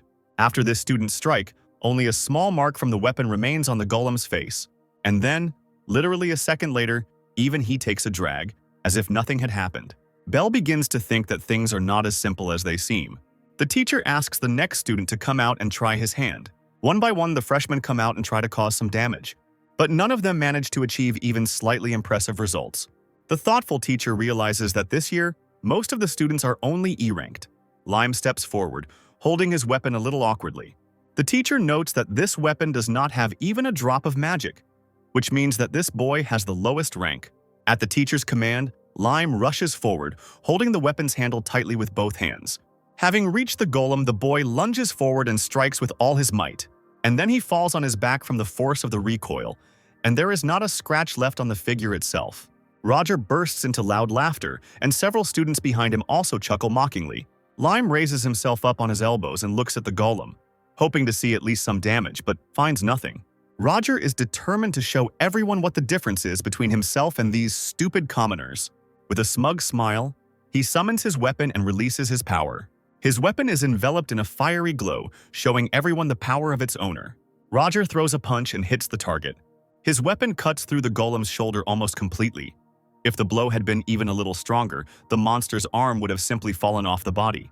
Pleased with himself, Roger calls the weapon back. Not bad, that's D rank. The teacher praises the boy. Roger smiles smugly, pleased with his result. His triumph is interrupted by Sylph, who raises her hand and reminds him that it is now her turn. The girl takes out her harp again and warns everyone about the beginning of her attack. But even despite the warning, none of the students were ready to experience that painful feeling from the sound of her harp again. Children cover their ears with their hands as hard as they can to stop hearing this painful sound. Meanwhile, the girl's wave of power already reaches the next golem, and this time the result is more than impressive. The girl, pleased with herself, returns back to the group of students and Roger comes out to meet her. He says it was not bad, as expected from the Marquis's daughter. With a friendly smile, he extends his hand to the girl. However, she immediately puts an end to his awkward attempt to make friends, demanding that he stop doing this immediately. The girl always thought that in this academy everyone was equal, regardless of their status. She believes that background, status, and money mean nothing. Roger's face immediately darkens, because he had hoped to make some useful acquaintance with this girl. The teacher announces that Liber Trail will be the next to test his strength. Roger is already looking forward to another entertaining spectacle. So what are you going to do with your sheath? The boy laughs. Bell replies that he doesn't use a scabbard. Before the eyes of the astonished students, the boy takes his divine weapon out of its sheath. Roger's mouth drops open in surprise when he sees that this commoner has two treasures. Even Sylph looks at the boy with surprise and some admiration. Lime freezes in place with delight, watching his friend with wide-open eyes. Roger still hopes to disgrace another commoner by publicly declaring that there is most likely no magical power in this sword. He notes with a chuckle that such a sword cannot even leave a scratch. Who knows? Bell answers him with a half-smile, not wanting to waste time arguing. The boy calmly approaches his golem and raises his hand to strike. Just a second. and the monster is shattered into many pieces flying in all directions by the blow of his sword. With the same peaceful expression on her face, Belle slowly lowers her divine weapon. The other first years open their mouths wide in surprise and immediately start whispering. The teacher thinks that it is amazing that a sword that is not endowed with magical power so easily completely destroyed the golem. Apparently, fencing is enough for this guy and he doesn't need magical power at all. Only Roger does not share the general admiration. He cannot comprehend that a commoner is capable of such a magnificent result. Lime runs up to Belle and loudly admires his strength, never tiring of saying how amazing and very surprising it was. The boy smiles back at him and says that Lime will be able to do the same someday if he tries hard and works on himself. Lime is pleased to hear this, but he is still sure that with his level of magical power, he will never be able to pull off something like this. Belle assures him that this is not the case at all, and in fact, Lime definitely has talent, and he sincerely believes that his weapon is first class. Therefore, if Lime does not give up, he will definitely be able to become one of the strongest holy knights. Stuttering with excitement, the boy blushes deeply and thanks for the praise and faith in him. The awkward situation is interrupted by Sylph, who brazenly wedges herself between the boys. She moves almost to Belle's face, passionately asking what this amazing weapon was that surprised her so. The girl had never seen such an amazing sword. The students immediately begin to discuss that this is the most powerful weapon among all the newcomers. Roger, hearing this, is instantly speechless with indignation. Noticing him, the students immediately begin to apologize, convincing the boy that Belle's sword is the most powerful weapon only after Roger's own treasure.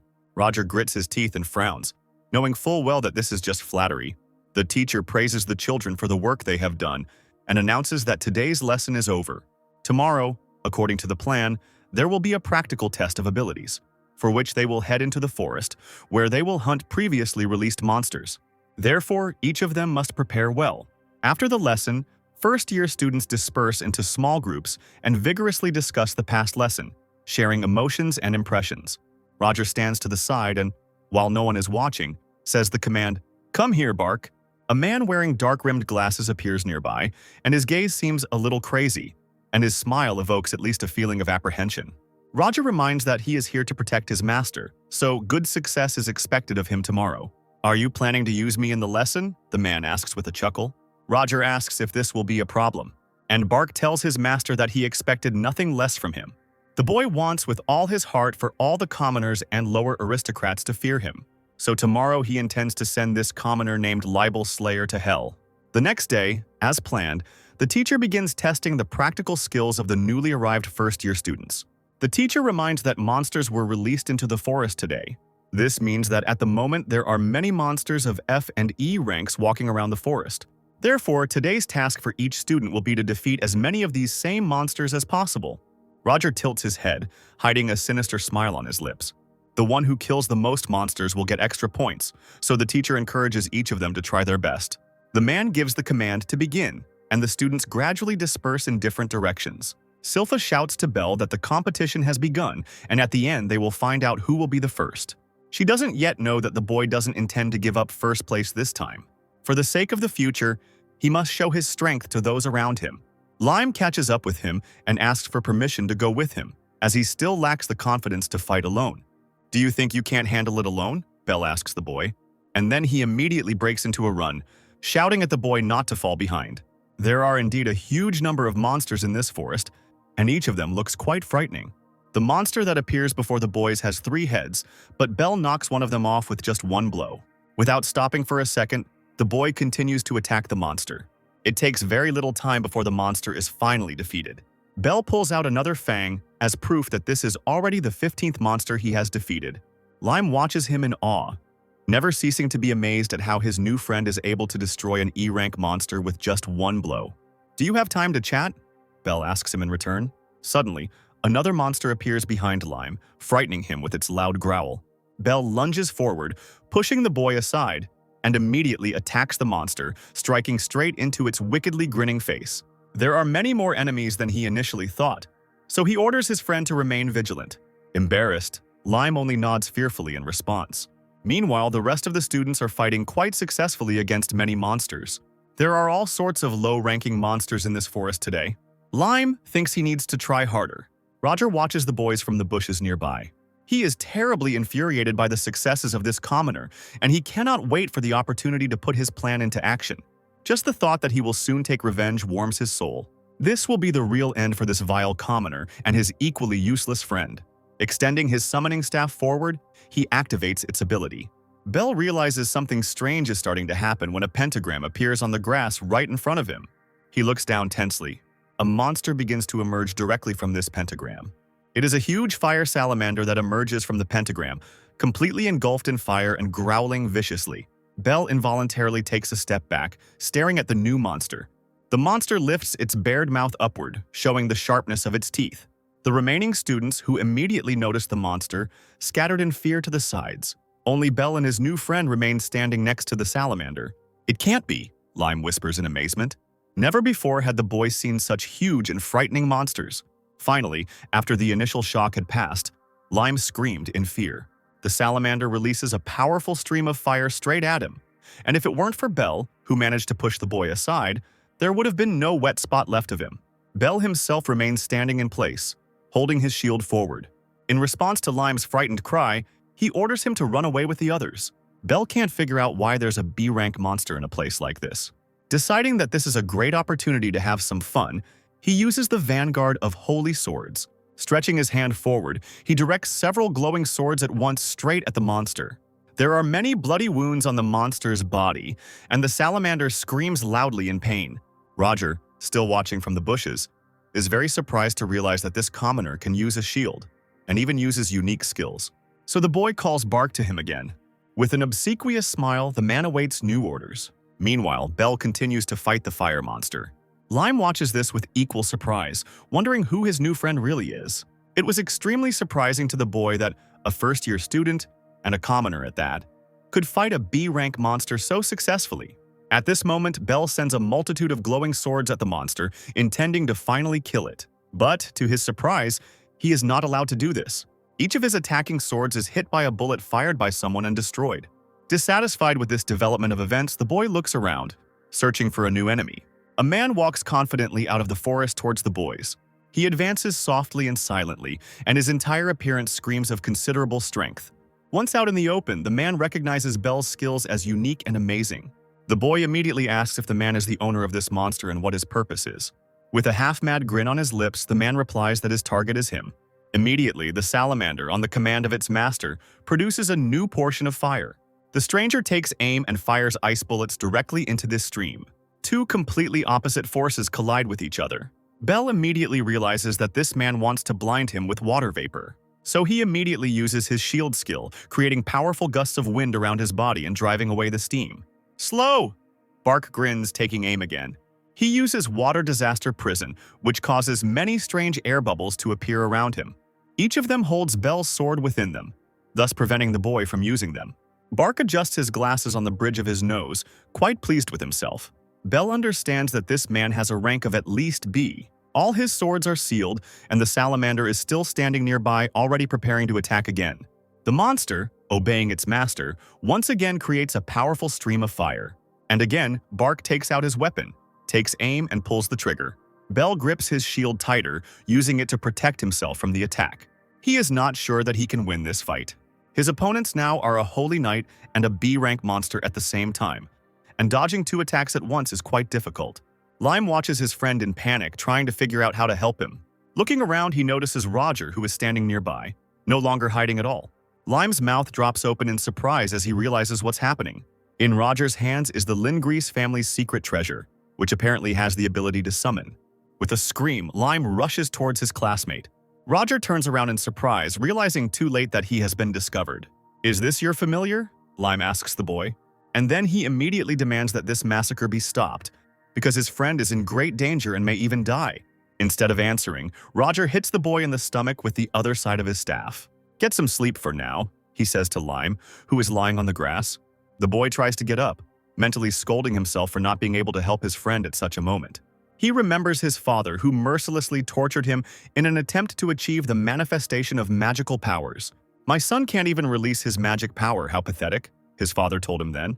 The next memory is of Roger mocking him by dunking his face in a bowl on the floor. Anger at his tormentors gives the boy strength, and his hand already reaches for his weapon. With difficulty, he gradually rises, surprising Roger, who was about to leave.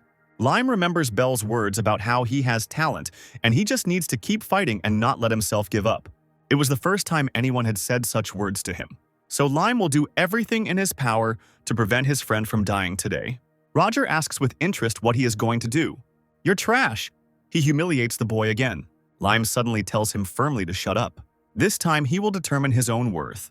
Roger looks at Lime in amazement as his silhouette is suddenly enveloped in magical power. He is immediately overcome with black envy, and he shouts at the boy not to become arrogant just because he learned to use magic. But this time, all his threats prove to be meaningless. Not waiting for the expected fear, Roger tightens his grip on the weapon in his hands and releases the power. Since this commoner does not want it the easy way, it means that he is destined to die today. Lime responds by raising his divine weapon, fully prepared to attack. Roger's fiery power clashes with Lime's magic in midair. However, this time his fire cannot cause any harm to Lime. "What?" Roger cries out in shock. Never before had he seen this boy so calm and confident in himself and his abilities. And this makes Roger even more angry, and, losing his head from the anger that has seized him, he again thoughtlessly rushes into the attack. He is sure that this is all just some kind of misunderstanding, and now he will finish off this commoner with one blow. But this does not happen. Once again, their divine weapons clash and the fight begins. Roger screams in fear as he finally realizes that he will not win this battle. Lime grips the handle of his weapon tighter, increasing the flow of his own attack magic. In one motion, he shatters Roger's weapon into dozens of tiny pieces. Shocked, the boy falls to his knees, completely unarmed. He looks in disbelief at the commoner who today turns out to be stronger and more talented than he is. Roger's mind was racing with thoughts that there was no way an F-rank commoner could defeat a D-rank holy knight like him. Lime says thoughtfully that it's so strange for him now to realize that Roger used to scare him like crazy. Now he feels absolutely nothing. Lime holds out his hand and demands that the summoning staff be given to him. Roger still doesn't want to give up so easily, reminding Lime that he is, after all, from a Count's family and can destroy his house with just one word. Instead of a pointless argument, Lime again draws his weapon forward. With unprecedented calm, he suddenly thrusts the weapon into the ground right in front of Roger, startling him. "Give it back," he says, leaning toward his defeated opponent. Roger's body is already beginning to be covered in a crust of ice, and the frightened boy immediately promises to give Lime the staff. With tears in his eyes, he begs for forgiveness. Bowing his head, Roger holds out his staff and promises that he will never do anything terrible again. Lime takes the staff from his outstretched hand. He will spare Roger on the condition that he never approaches him or his friend again. The boy agrees and Lime nods, accepting his promise. A malicious grin appears on Roger's lips as he bows his head. He presses his hands into the ground, and a chain from another weapon appears under his fingers. Roger releases the force and the weapon flies into the air right behind the enemy. Lime looks at him in disappointment, feeling movement behind him. "I lied, you idiot!" "Die!" Roger screams, raising his bowed head sharply. Lime turns his head slightly and looks back.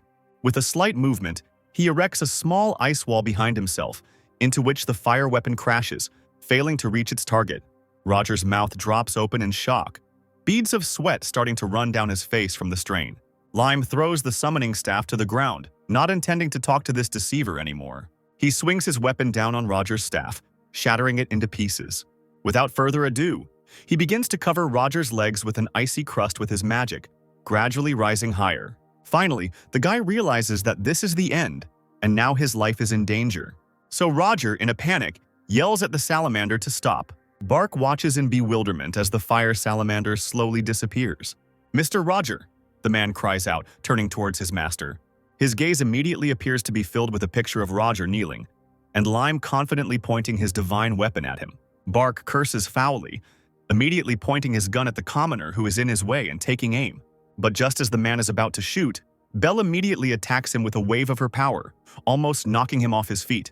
With a grin, the boy asks if now is really the time to get distracted. He also glances in the direction where Bark had been looking and realizes that Roger is to blame for this. "It seems like you wanted to kill me?" The boy turns to Bark again to distract him from Lime. Belle is confident that he definitely won't lose one-on-one. Bark curses again, shouldering his gun. But once again he fails, because Belle is already rapidly rushing straight towards him, easily dodging all the bullets. Bark's eyes widen in surprise, which is clearly visible even through the fogged-up glasses. He was sure that this boy was only at the lower threshold of B rank, All the more surprising for him was the unexpected blow he received from the hilt of a sword right on the head. The thought flashes through his head that things are bad, because the difference in abilities is too big. Bell, in a calm voice, promises to hand Bark over to his teacher so that he can receive the proper punishment. The man realizes that he has no choice and decides to take extreme measures. In front of the stunned Bell, he falls to his knees, presses his forehead to the cold ground, and begs for mercy. The boy freezes, seemingly indecisive. Bark continues to beg for forgiveness, as he only did all those terrible things because of his master Roger's orders. Of course, how can you refuse an order from an aristocrat? Bell says slowly, in an unreadable tone. Bark smirked to himself, pleased with this answer. He thought that this boy was just a child, and it would be easy to let his guard down. In the same tone, Bell says that nothing can be done, and he forgives the man. Hiding an evil grin, the man thanks him for his kindness. But, thwarting all his plans, Bell grabs his sword. Forgiveness does not mean that he will spare that person's life. The boy sees right through his soul, as well as all his far-reaching cruel plans. As soon as Bell finishes with Bark, Lime runs up to him, dragging a disgruntled Roger along with him on a rope. Bell thanks Lime for his help, because it was thanks to his friend that he did not receive any serious injuries. Lime replies with a smile that he couldn't do otherwise, because Bell himself helped him earlier. With happy laughter, the children stretch their fists towards each other and touch their knuckles. At that moment, all the other students run out of the forest into the clearing, shouting joyfully and expressing gratitude.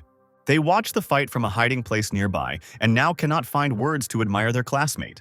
Almost immediately, all the children's eyes turn to the tied-up Roger. They understand that since that dangerous knight was Roger's comrade, the fire salamander is also his work. What a freak!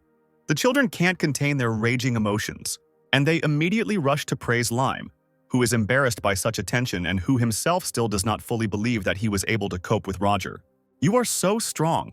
One of his classmates admires him, and Lime can't believe that this is being said to him. A blush spreads across his cheeks, and the boy shyly thanks her for such warm words. Bell watches this dialogue with a feeling of deep satisfaction.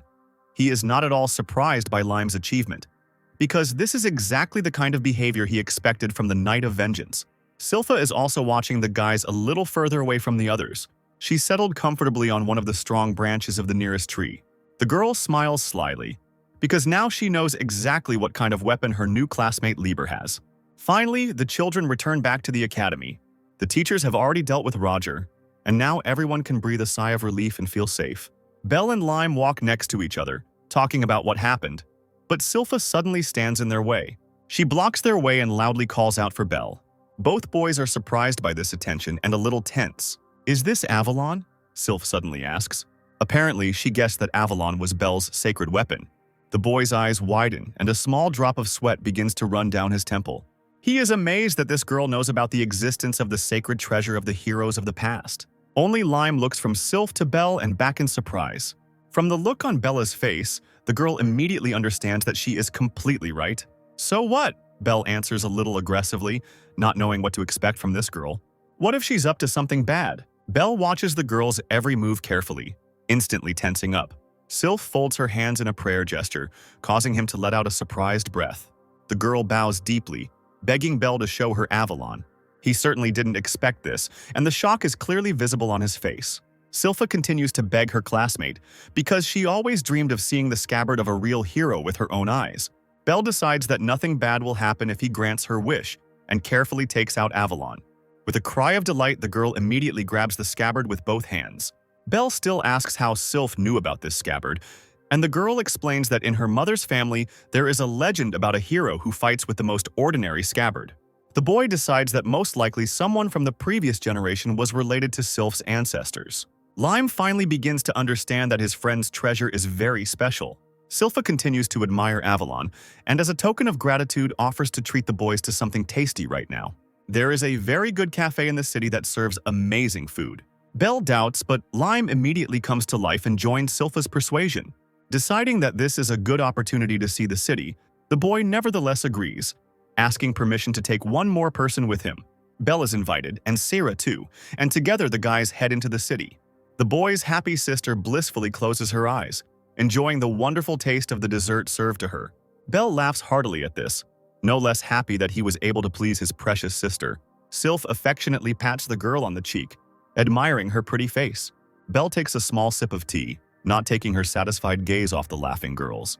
In his past life, he didn't get to experience all the joys of student life, so now he feels really great just sitting in a cafe with his friends. After finishing her tea, Silpha stands up and raises her hand to get everyone's attention. The girl is seriously determined to please everyone with her music today, so she immediately takes out her harp. Belle is a little surprised that she is playing her sacred treasure, but he is already very interested to hear it. Without making the audience wait for long, Silpha begins to play. Belle immediately chokes on another sip of tea and, unable to bear it, screams at the top of her voice that this is simply terrible. The girl just laughs in response, assuring her friends that it doesn't matter how badly she plays as long as it brings her fun. One of the other cafe patrons, finding this funny, laughs and asks the girl to play again. Laughing loudly, she immediately agrees and drags Lime along with her, demanding that he sing. And the boy really has to go for it. He obediently stands next to Sylph and begins to sing. Belle looks with affection at Sarah, who clearly really likes all of this. He is very glad that these two became his first friends. After finishing at the cafe, the guys go outside and head back to the academy. Much to Sarah's delight, Silpha suggests that they go shopping on the way to pick out some new and pretty clothes for the girl. Hearing this, Belle tries to go with them, but Silpha sternly tells him that this is entertainment for girls only, and that he and Lime will have to stay away. She promises to pick out some cute clothes for Sarah to surprise her brother, but Belle still gets upset and hangs her head sadly. Lime puts an encouraging hand on his friend's shoulder and suggests they go shopping in other stores. The girls, having promised to call them when they finish shopping, wave goodbye to them and leave. On the way to the store, Silpha admits that she is a little jealous that Sarah is so lucky to have a good and caring older brother. When the girl asks whether Sylph has any brothers or sisters, she answers negatively and immediately falls silent, and sadness appears in her eyes. And then some guy blocks their way, happy that he can finally find Silpha. The girl immediately tenses up. She clearly knows him. This is Evilreen, one of the student council officers. He looks at Silpha with disdain and begins to scold her for acting as if they were strangers, although in fact they are brother and sister, albeit from different mothers. Silpha tenses up even more, shields Sarah with her body, and replies that she doesn't consider Evilreen her brother. With a malicious grin, the guy says that he came to invite her to training, because if she trains with her treasure, she will be useful to him. Silpha immediately understands what her brother is hinting at and shouts loudly that she has already said 1,000,000 times that she is not going to participate in the war that he has started. Evilreen sighs and begins lazily rolling up his sleeves, complaining that he really didn't want to do it. But now he has no choice but to take the sacred treasure by force. The guy makes a cut, from which drops of blood immediately begin to flow, and the veins on this arm become more visible and clearer. A second later, blood from the small cut suddenly spurts upward from the palm, beginning to form into something else. Sarah, seeing this for the first time, screams in fear, pressing her small hands to her chest. Meanwhile, a rounded figure woven from his own blood had already formed on Evilreen's palm. Silpha realizes that this is a sacred treasure of blood magic. She immediately realizes that she will not be able to cope with such a strong opponent on her own, and loudly calls for her bodyguard. However, Evilreen had already taken care of this, and no one would definitely come to the girl's aid. Looking back, Silpha sees the lifeless body of her bodyguard lying in the shadows of the gateway. She begins to panic, frantically trying to think of something to get out of this situation. Meanwhile, Evilreen warns her that he is starting. Sylph immediately screams for Sarah to leave here, but the girl, despite her fear, remains standing in place. Meanwhile, the girl is already preparing to enter into battle with her own brother. Streams of energy begin to swirl at the tips of her fingers. She shouts at Sarah once again to run away, but the girl still doesn't dare to leave her friend in trouble. Evilreen doesn't intend to let this girl go, because if she calls someone for help, it will create additional trouble for him. So he stretches his hand forward and a bright red ball, created from his own blood, flies out and flies straight at the girl. Sarah screams in fear, unable to even move out of the weapon's trajectory. A second before the collision, Sylph appears out of nowhere in front of the girl and shields her with her own body, taking the entire blow on herself. The force of the blow causes both girls to fall to the ground, and Sylph loses consciousness. Evilreen is not very happy with this turn of events, but still, now it will be easier for him to take his sister. Therefore, he directs bloody tourniquets towards the girl, stretching from his palm and immediately entangling her body. Paying no more attention to the girl he doesn't know, he lifts Sylph into the air with the help of these cords and pulls her towards himself. As Sarah watches this, tears well up in her eyes. She becomes confused and can only watch helplessly as her friend is taken away. Sylph's head hangs lifelessly down. She still hasn't regained consciousness. Evil Vane looks far too unconcerned for someone who just nearly killed his own sister. Sarah finally comes out of her state of shock and screams her brother's name loudly, her voice breaking painfully. Not a minute passes before Bell is already rushing to their aid. With one movement of his sword, he cuts the bloody cords that entangle Sylph's body. Evil Rain raises an eyebrow in surprise at this. Sylphia, freed from her bonds, falls from a height straight into the arms of Bell, who catches her. Sarah smiles with relief, looking at her brother with hope. "What are you doing with my friend?" Bell asks the guy he doesn't know. He clenches his jaws and waits for an answer, looking at his new enemy. "Are you Sylph's friend?" Evil Rain asks a counter question. And then he continues that he doesn't really care, and that this boy shouldn't get involved in the squabbles between his brother and sister. Bell hands Sylpha's body over to Lime's capable hands and orders him to take care of her. The boy himself calls upon his sword again, intending to deal with the problem that has arisen. Evil Rain doesn't understand why this boy is so protective of his sister. The boy asks in bewilderment what benefit he gets from protecting Sylph, and immediately points bloody tourniquets at the boy. Bell gets a better grip on the sword's hilt and cuts through the cords without any problems, preventing them from touching her body. Evil Rain watches this with a bit of surprise. Bell tells him that she is protecting Sylpha because she is his friend, and it is completely natural to come to the aid of friends. With these words, he himself attacks Sylph's brother, but he easily repels the attack without even straining himself. Evil Rain is calm and confident in his abilities. He knows that his blood shield is strong enough and very difficult to penetrate. And Bell now understands it too. Even his holy sword wouldn't work, so there was no way he could hold back in this fight. On the contrary, he must use all his available strength to win this fight and protect his girlfriend. Evil Rain attacks again, and it takes a lot of effort for Bella to stay on her feet and not fall from this wave of power. Sylphia's brother realizes that this boy could cause trouble. "Maybe I should get rid of you faster?" he asks with the same indifferent expression. Bell sees bloody bullets flying at him and decides to use the gun too, hoping it will work. The boy takes aim and cocks the trigger. For the first time, bright emotions appear on Evil Rain's face. The boy did not expect that this boy would have another sacred treasure. Meanwhile, Bell extends both hands forward and shoots. With the help of his pistol, he deflected each of the bloody bullets flying at him. Evil Rain sighs, disappointed that Bell was able to handle his bullets. This boy is giving him too much trouble. "Can you reflect all my bloody bullets at once?" the guy asks, gathering energy again. He intends to end this battle as quickly as possible. Gathering his strength, Evil Rain attacks again, this time putting in much more force. But Bell was already prepared for such a turn of events. He knew that this time he would have to give it his all. With a loud cry, each of them puts all their available strength into this blow. Suddenly they hear someone's loud laughter. Both opponents look up to see a guy jumping off the roof of a nearby building right on top of them. The stranger lands squarely between them, his fist slamming into the stone floor. At the site of its impact, a huge crater is formed, and small stones fly in all directions.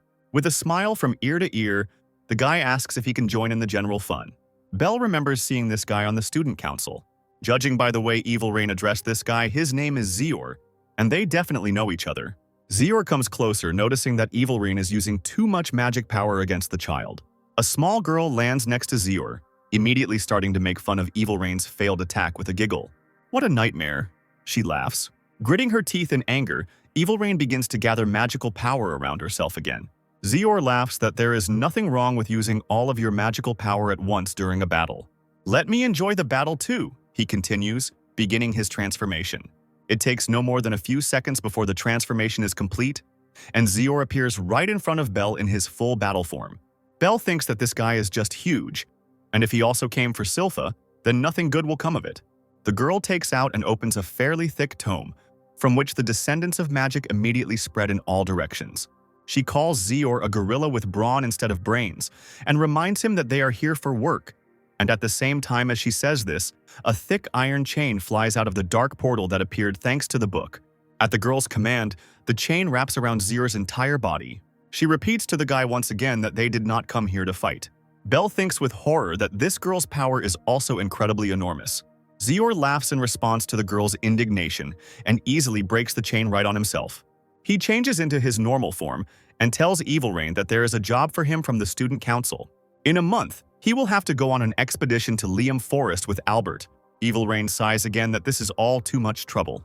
But nothing can be done, and he has to leave, promising that he will come again for Sylpha. But in a month, Bell wearily lowers the gun immediately after they leave. The student council is full of incredible monsters. Meanwhile, Silpha had already come to her senses, and together with Lime and Sarah, she was already approaching Belle. A little embarrassed, the girl apologizes and thanks Belle for saving her. She dragged him into this battle, and now she feels very awkward. Bella is primarily interested in the reason why a brother can fight his own sister. Looking down sadly, Silpha admits that in reality this man simply wants to take advantage of her power. When the next head of her family steps down, her brother plans to invade the undeveloped lands in order to expand his territory. Lime asks if this is a lair of powerful monsters. Silpha confirms that indeed, most likely her brother needs the sacred treasure that belongs to her specifically to fight these monsters. But she doesn't want to fight at all, and came to the academy to become stronger and take the place of the next head of the family. Belle thinks sadly that this girl's situation is painfully similar to his own. The girl hangs her head in disappointment. She considers herself weak compared to her older brother. "It's not true you protected me," Sarah immediately cries out passionately. The girl's eyes widen in surprise. Sarah smiles and thanks her again. Belle joins in her thanks with a smile. He is very grateful to Silpha for the fact that she, without a second's hesitation, covered her sister. Belle believes that the girl is now strong enough to protect the people around her, while he himself was unable to do this in his past life. But even if she doesn't have enough strength of her own, he will definitely give her his. Lime joins in his words, confidently promising to fight alongside Silpha in the same way. Tears well up in the girl's eyes as she looks at her new friends. "Thank you," she says, touched, wiping away the tears running down her face with her palm. Belle thinks that this evil rain could cause serious problems, and it is quite possible that if they had not been interrupted today, he himself would already be dead. And after only a month, evil rain will return for Silpha again, which means that during this time, Belle himself will need to become stronger in order to survive this fight. And to achieve this, you need to develop unique skills. He needs to go to the realm of souls again. Predecessor permissions are required to unlock B-rank abilities. So Belle closes her eyes, concentrating on moving.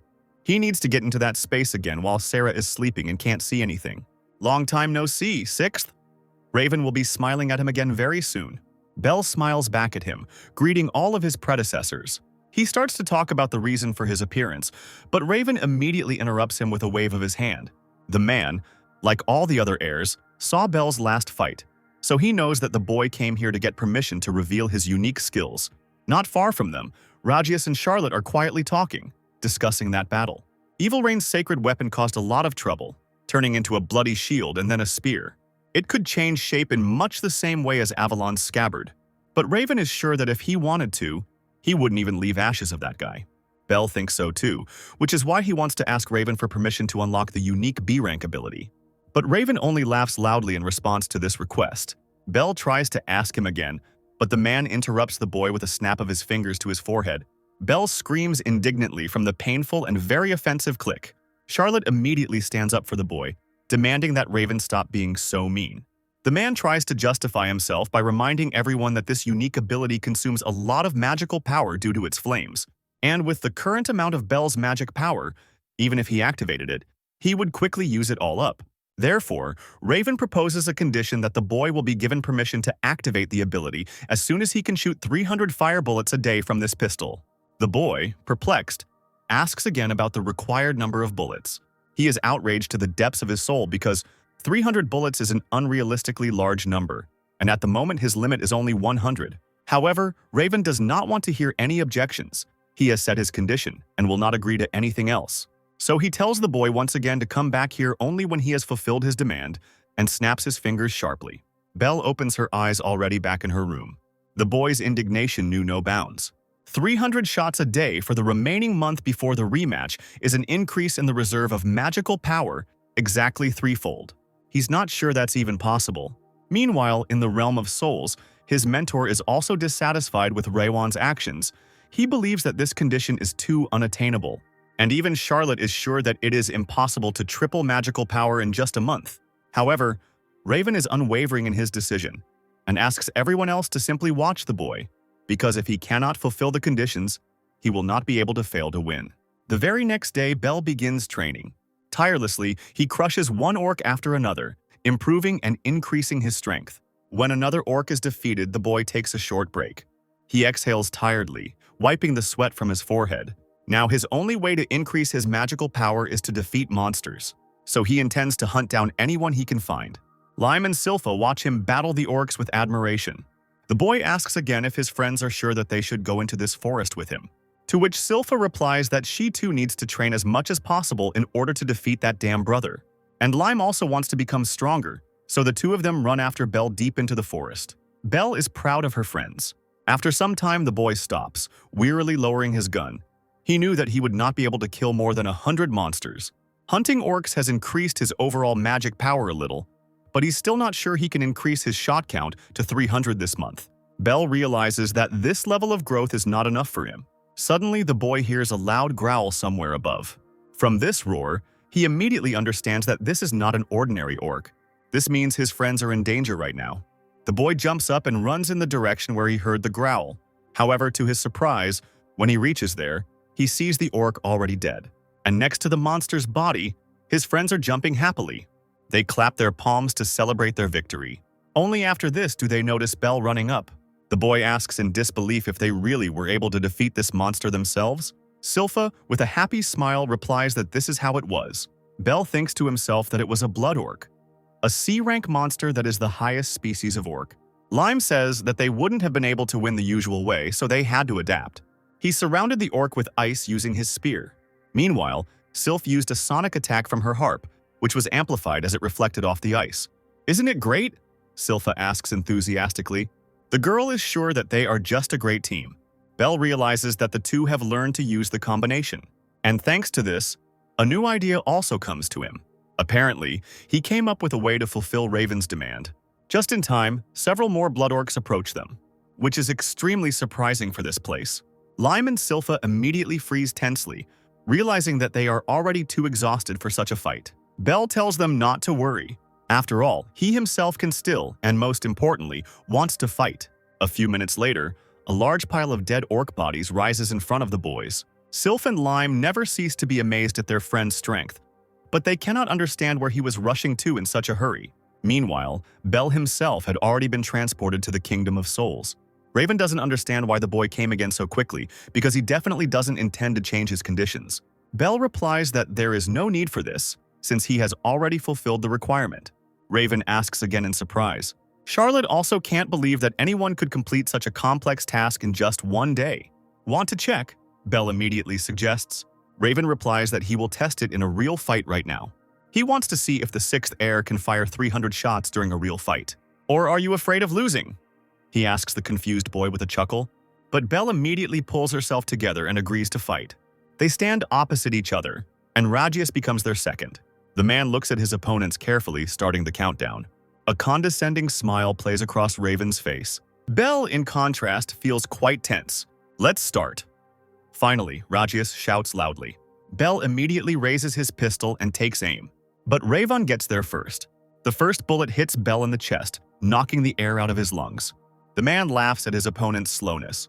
Belle is not at all surprised, because it was obvious from the very beginning that the original owner of Ragnarok would shoot several times faster. Raven interrupts his thoughts with another shot. This time the boy reacts immediately and shoots back. The bullets fired by both of them collide in the air, and the silence of the hall is broken by a loud explosion. Raven smiles with satisfaction. Charlotte notes that Belle was pretty good for being able to deflect Raven's bullet. Ragius proudly replies that Belle is his best student. Horo, in a quiet voice, reminds them all that the main thing in this fight is not victory. Even more embarrassed by Charlotte's attention, he points out to her that the goal was not to win, but to see if Belle could use 300 bullets. Adam also agrees that just 100 shots will clearly not be enough to fight on equal terms. Meanwhile, Belle continues to shoot again and again. Raven, not looking the least bit tense, fires back. Belle continues to attack, gripping the weapon tighter in his hands. Adam notices that this is already the 97th shot, and the boy's strength is beginning to weaken little by little. Raven is getting bored and wants to end this fight as quickly as possible. Belle smiles back at him with anticipation.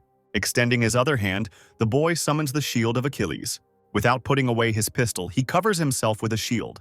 Raven watches him in confusion, trying to figure out what's going on. "Wind!" the boy shouts.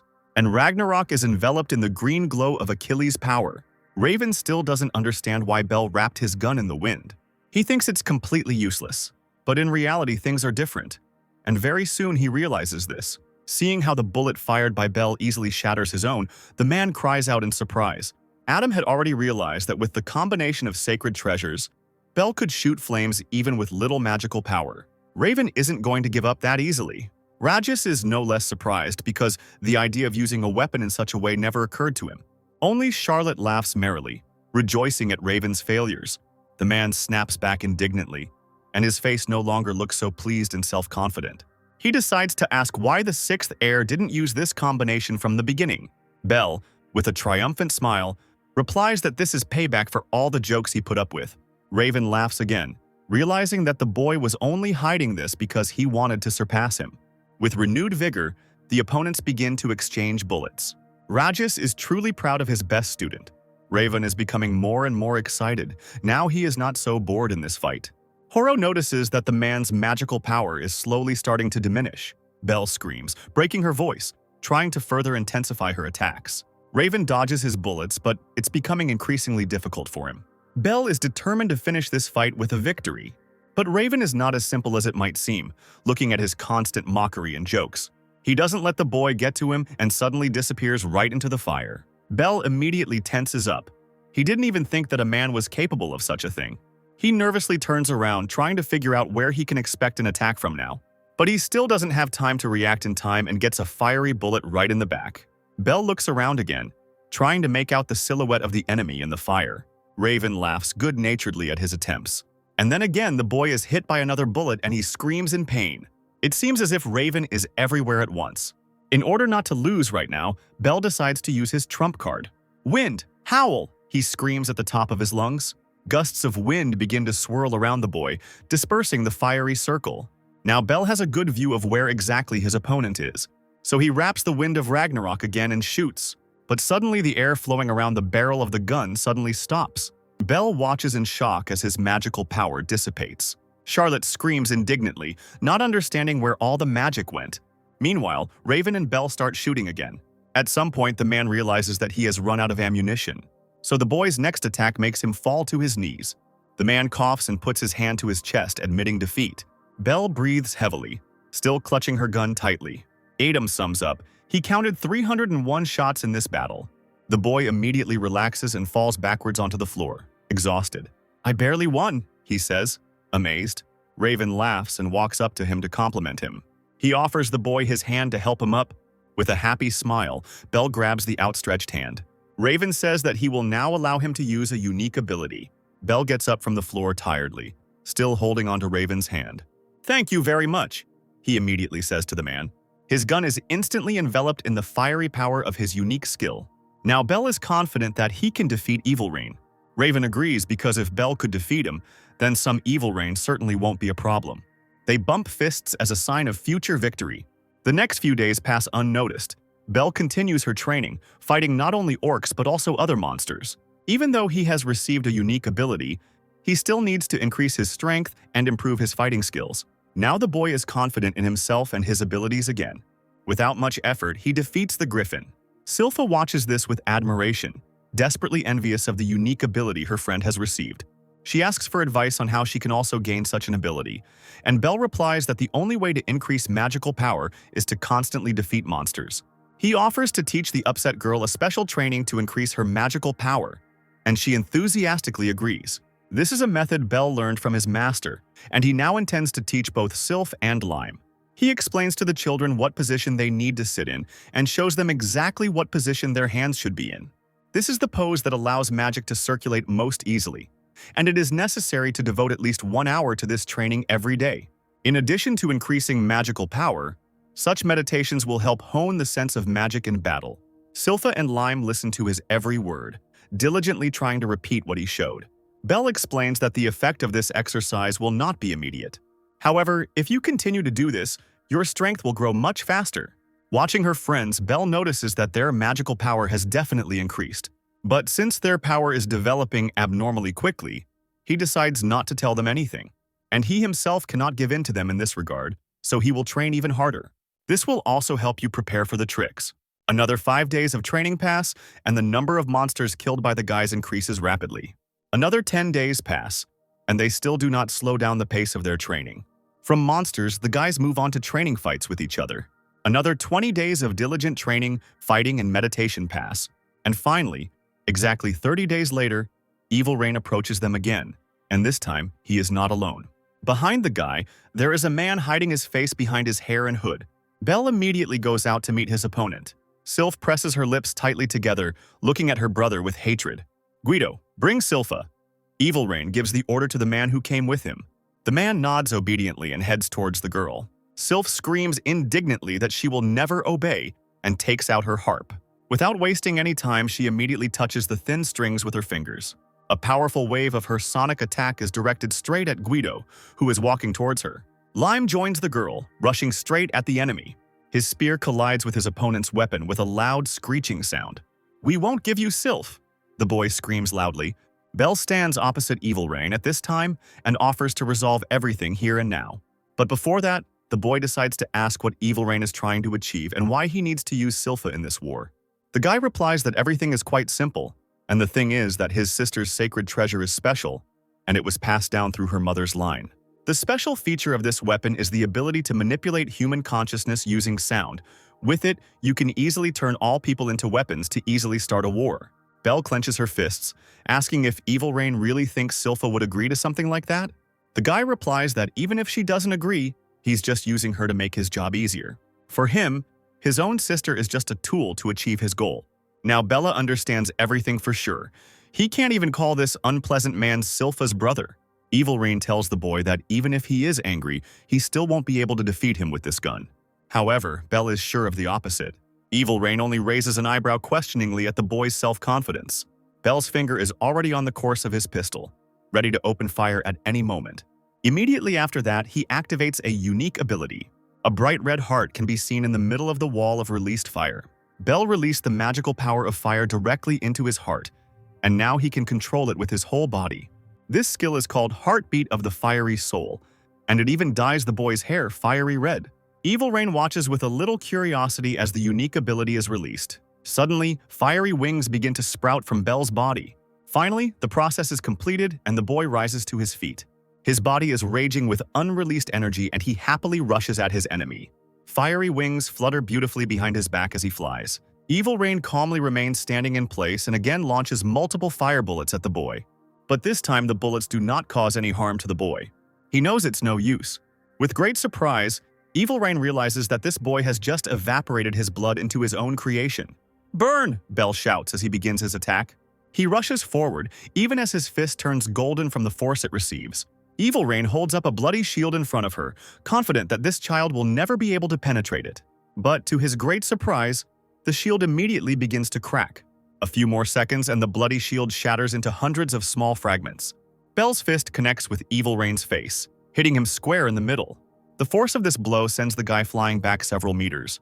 Belle warns him that any blood he intends to use will simply evaporate. He demands that the guy admit defeat, but in response he hears an evil laugh. Evil Rain's head snaps up and his eyes become visible, glowing a bright purple. The young man's body quickly begins to become covered in scales. "The blood is boiling," the guy growls. In a few moments he had already undergone a complete transformation, and his entire body was covered with dense scales, and his head was crowned with small, but obviously very sharp horns. Belle certainly didn't expect to see this today. Evil Rain used the skill Dragon's Blood to transform his body and make it stronger and more resilient. This was made possible by his sacred treasure, which is capable of changing the owner's body with its B-rank ability. Evil Rain smiles, showing her superiority. Belle feels in his heart that this guy is more than dangerous. With a grin, Evil Rain says that he can be proud of himself.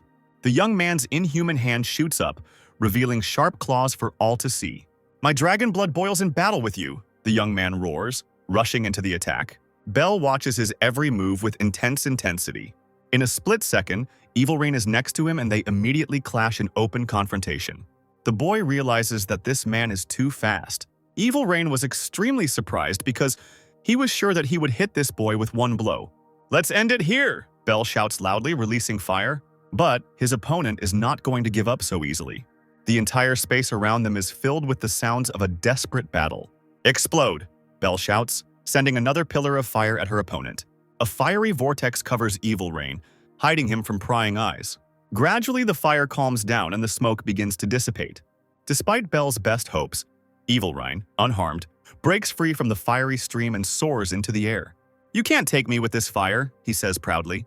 Bell looks at his entire body in surprise and cannot find a single burn. This is incredibly surprising to the boy, who expected to at least cause some harm to the enemy with this attack. Meanwhile, the guy is already rushing towards him, loudly promising to cut him into pieces. Bell makes a decision.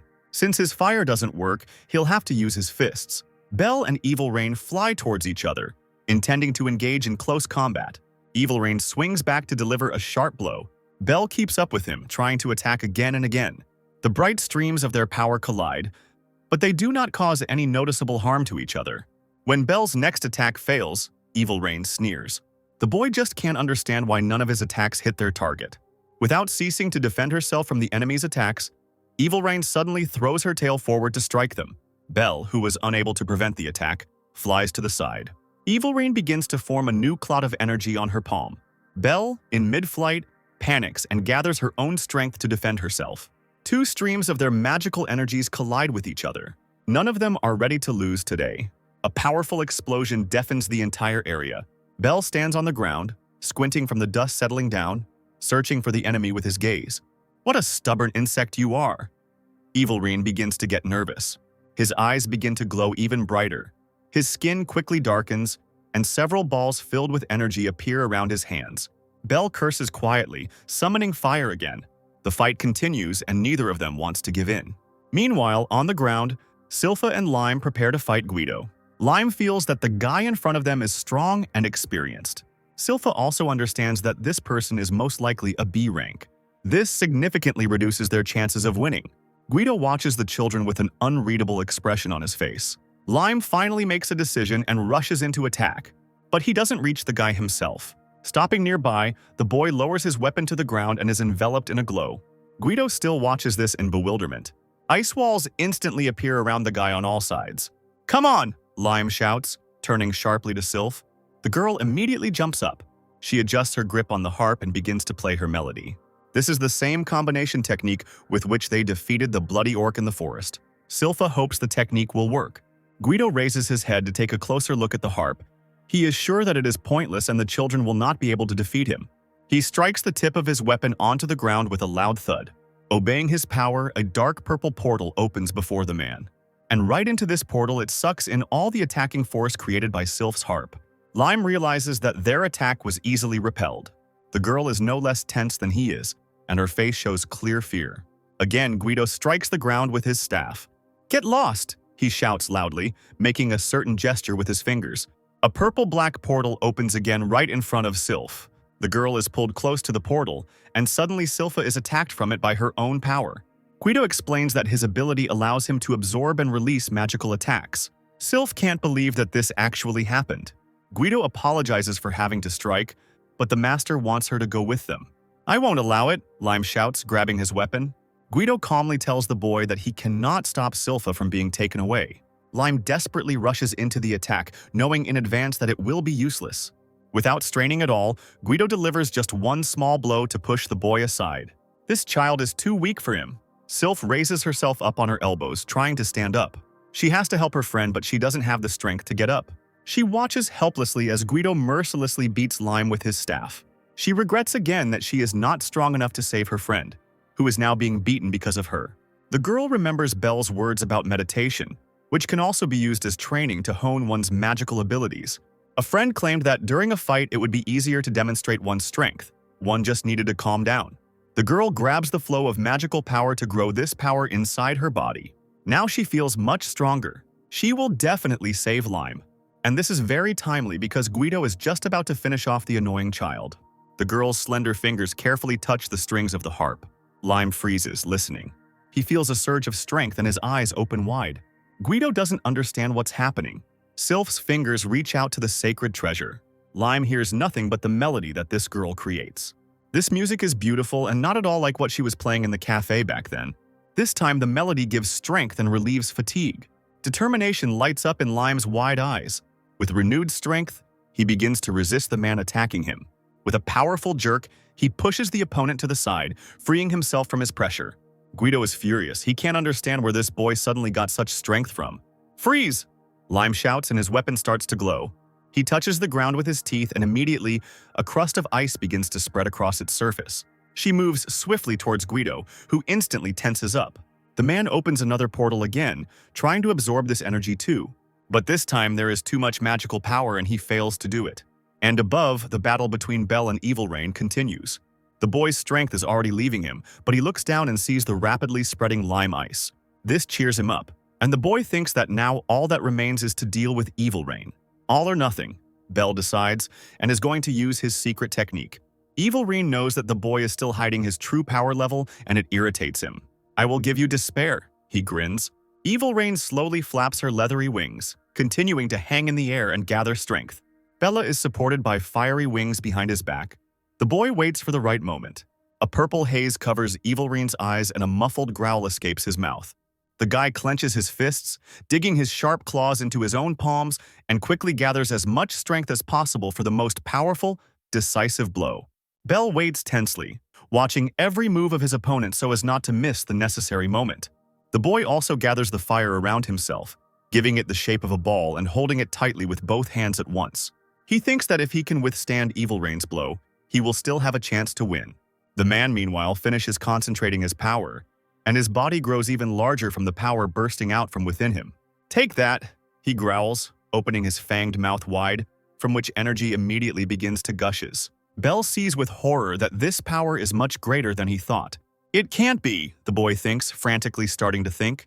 He looks at his own hands, enveloped in his fire, in confusion and can't think of anything.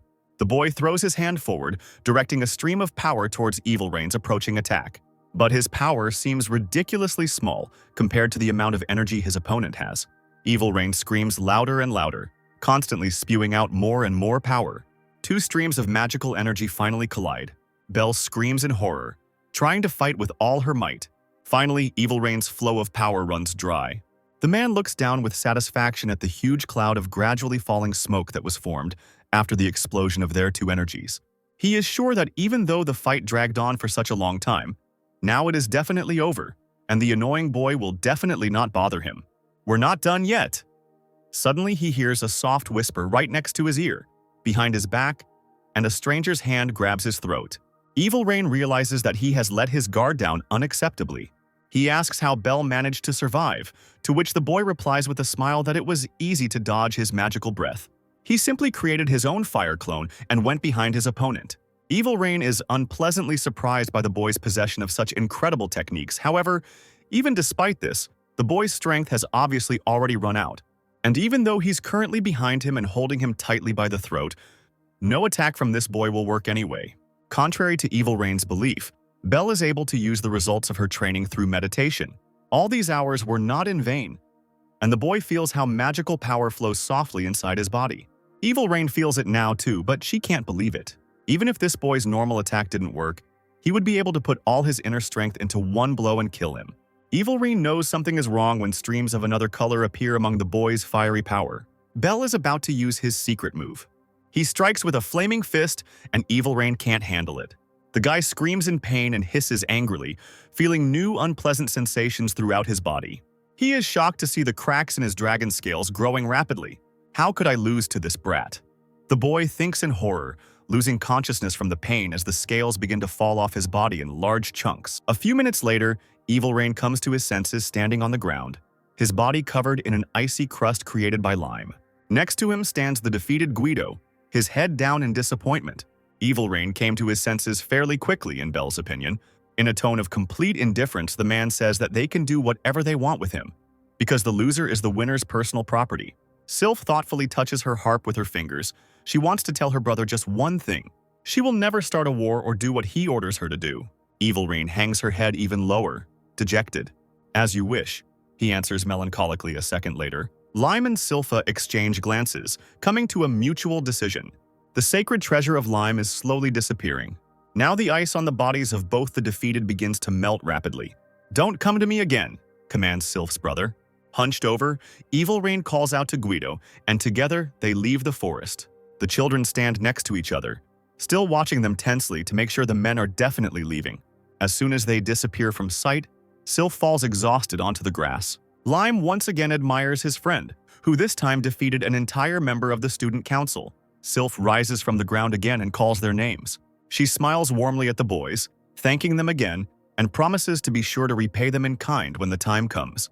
Belle replies that she has nothing to worry about, because they are friends and will always come to each other's aid if need arises. Best friends, Sylpha corrects him, laughing happily. Belle smiles warmly back at her. Evilrene had been defeated, and now they would likely all be the focus of attention from the rest of the student council. And to confront them, they must become even stronger, especially if they ever have to face Albert himself. Perhaps he will come to avenge his friend, and this time Belle will not allow that terrible tragedy to happen again. He will definitely become the strongest in this academy and show everyone his true strength. And someday he will definitely defeat Jin. This time, he will be able to protect his beloved little sister, Sarah. Time flies very quickly while studying at the academy. Several years pass unnoticed. Belle finally faces off against his older brother, Jean. He grew up and his childish features became sharper, and his eyes acquired an even greater expression of determination and inner strength. "I am the head of the family," the guy says confidently. Jin laughs mockingly at this statement. "Damn you, dear brother," he says, taking out his sacred treasure. In his past life, Belle failed to protect those who were dear to him. So now he's here to make sure that nothing like this happens again. His efforts and perseverance will allow the young man to overcome any challenge and defeat any enemy. He faces a major confrontation with his older brother. For Sarah's sake and for everyone he's loved, Belle has to end this. This time, everything will be completely different. No longer a helpless little boy, Belle was now grown up, had gained his strength, and was training diligently to achieve victory. He will definitely finish off his older brother,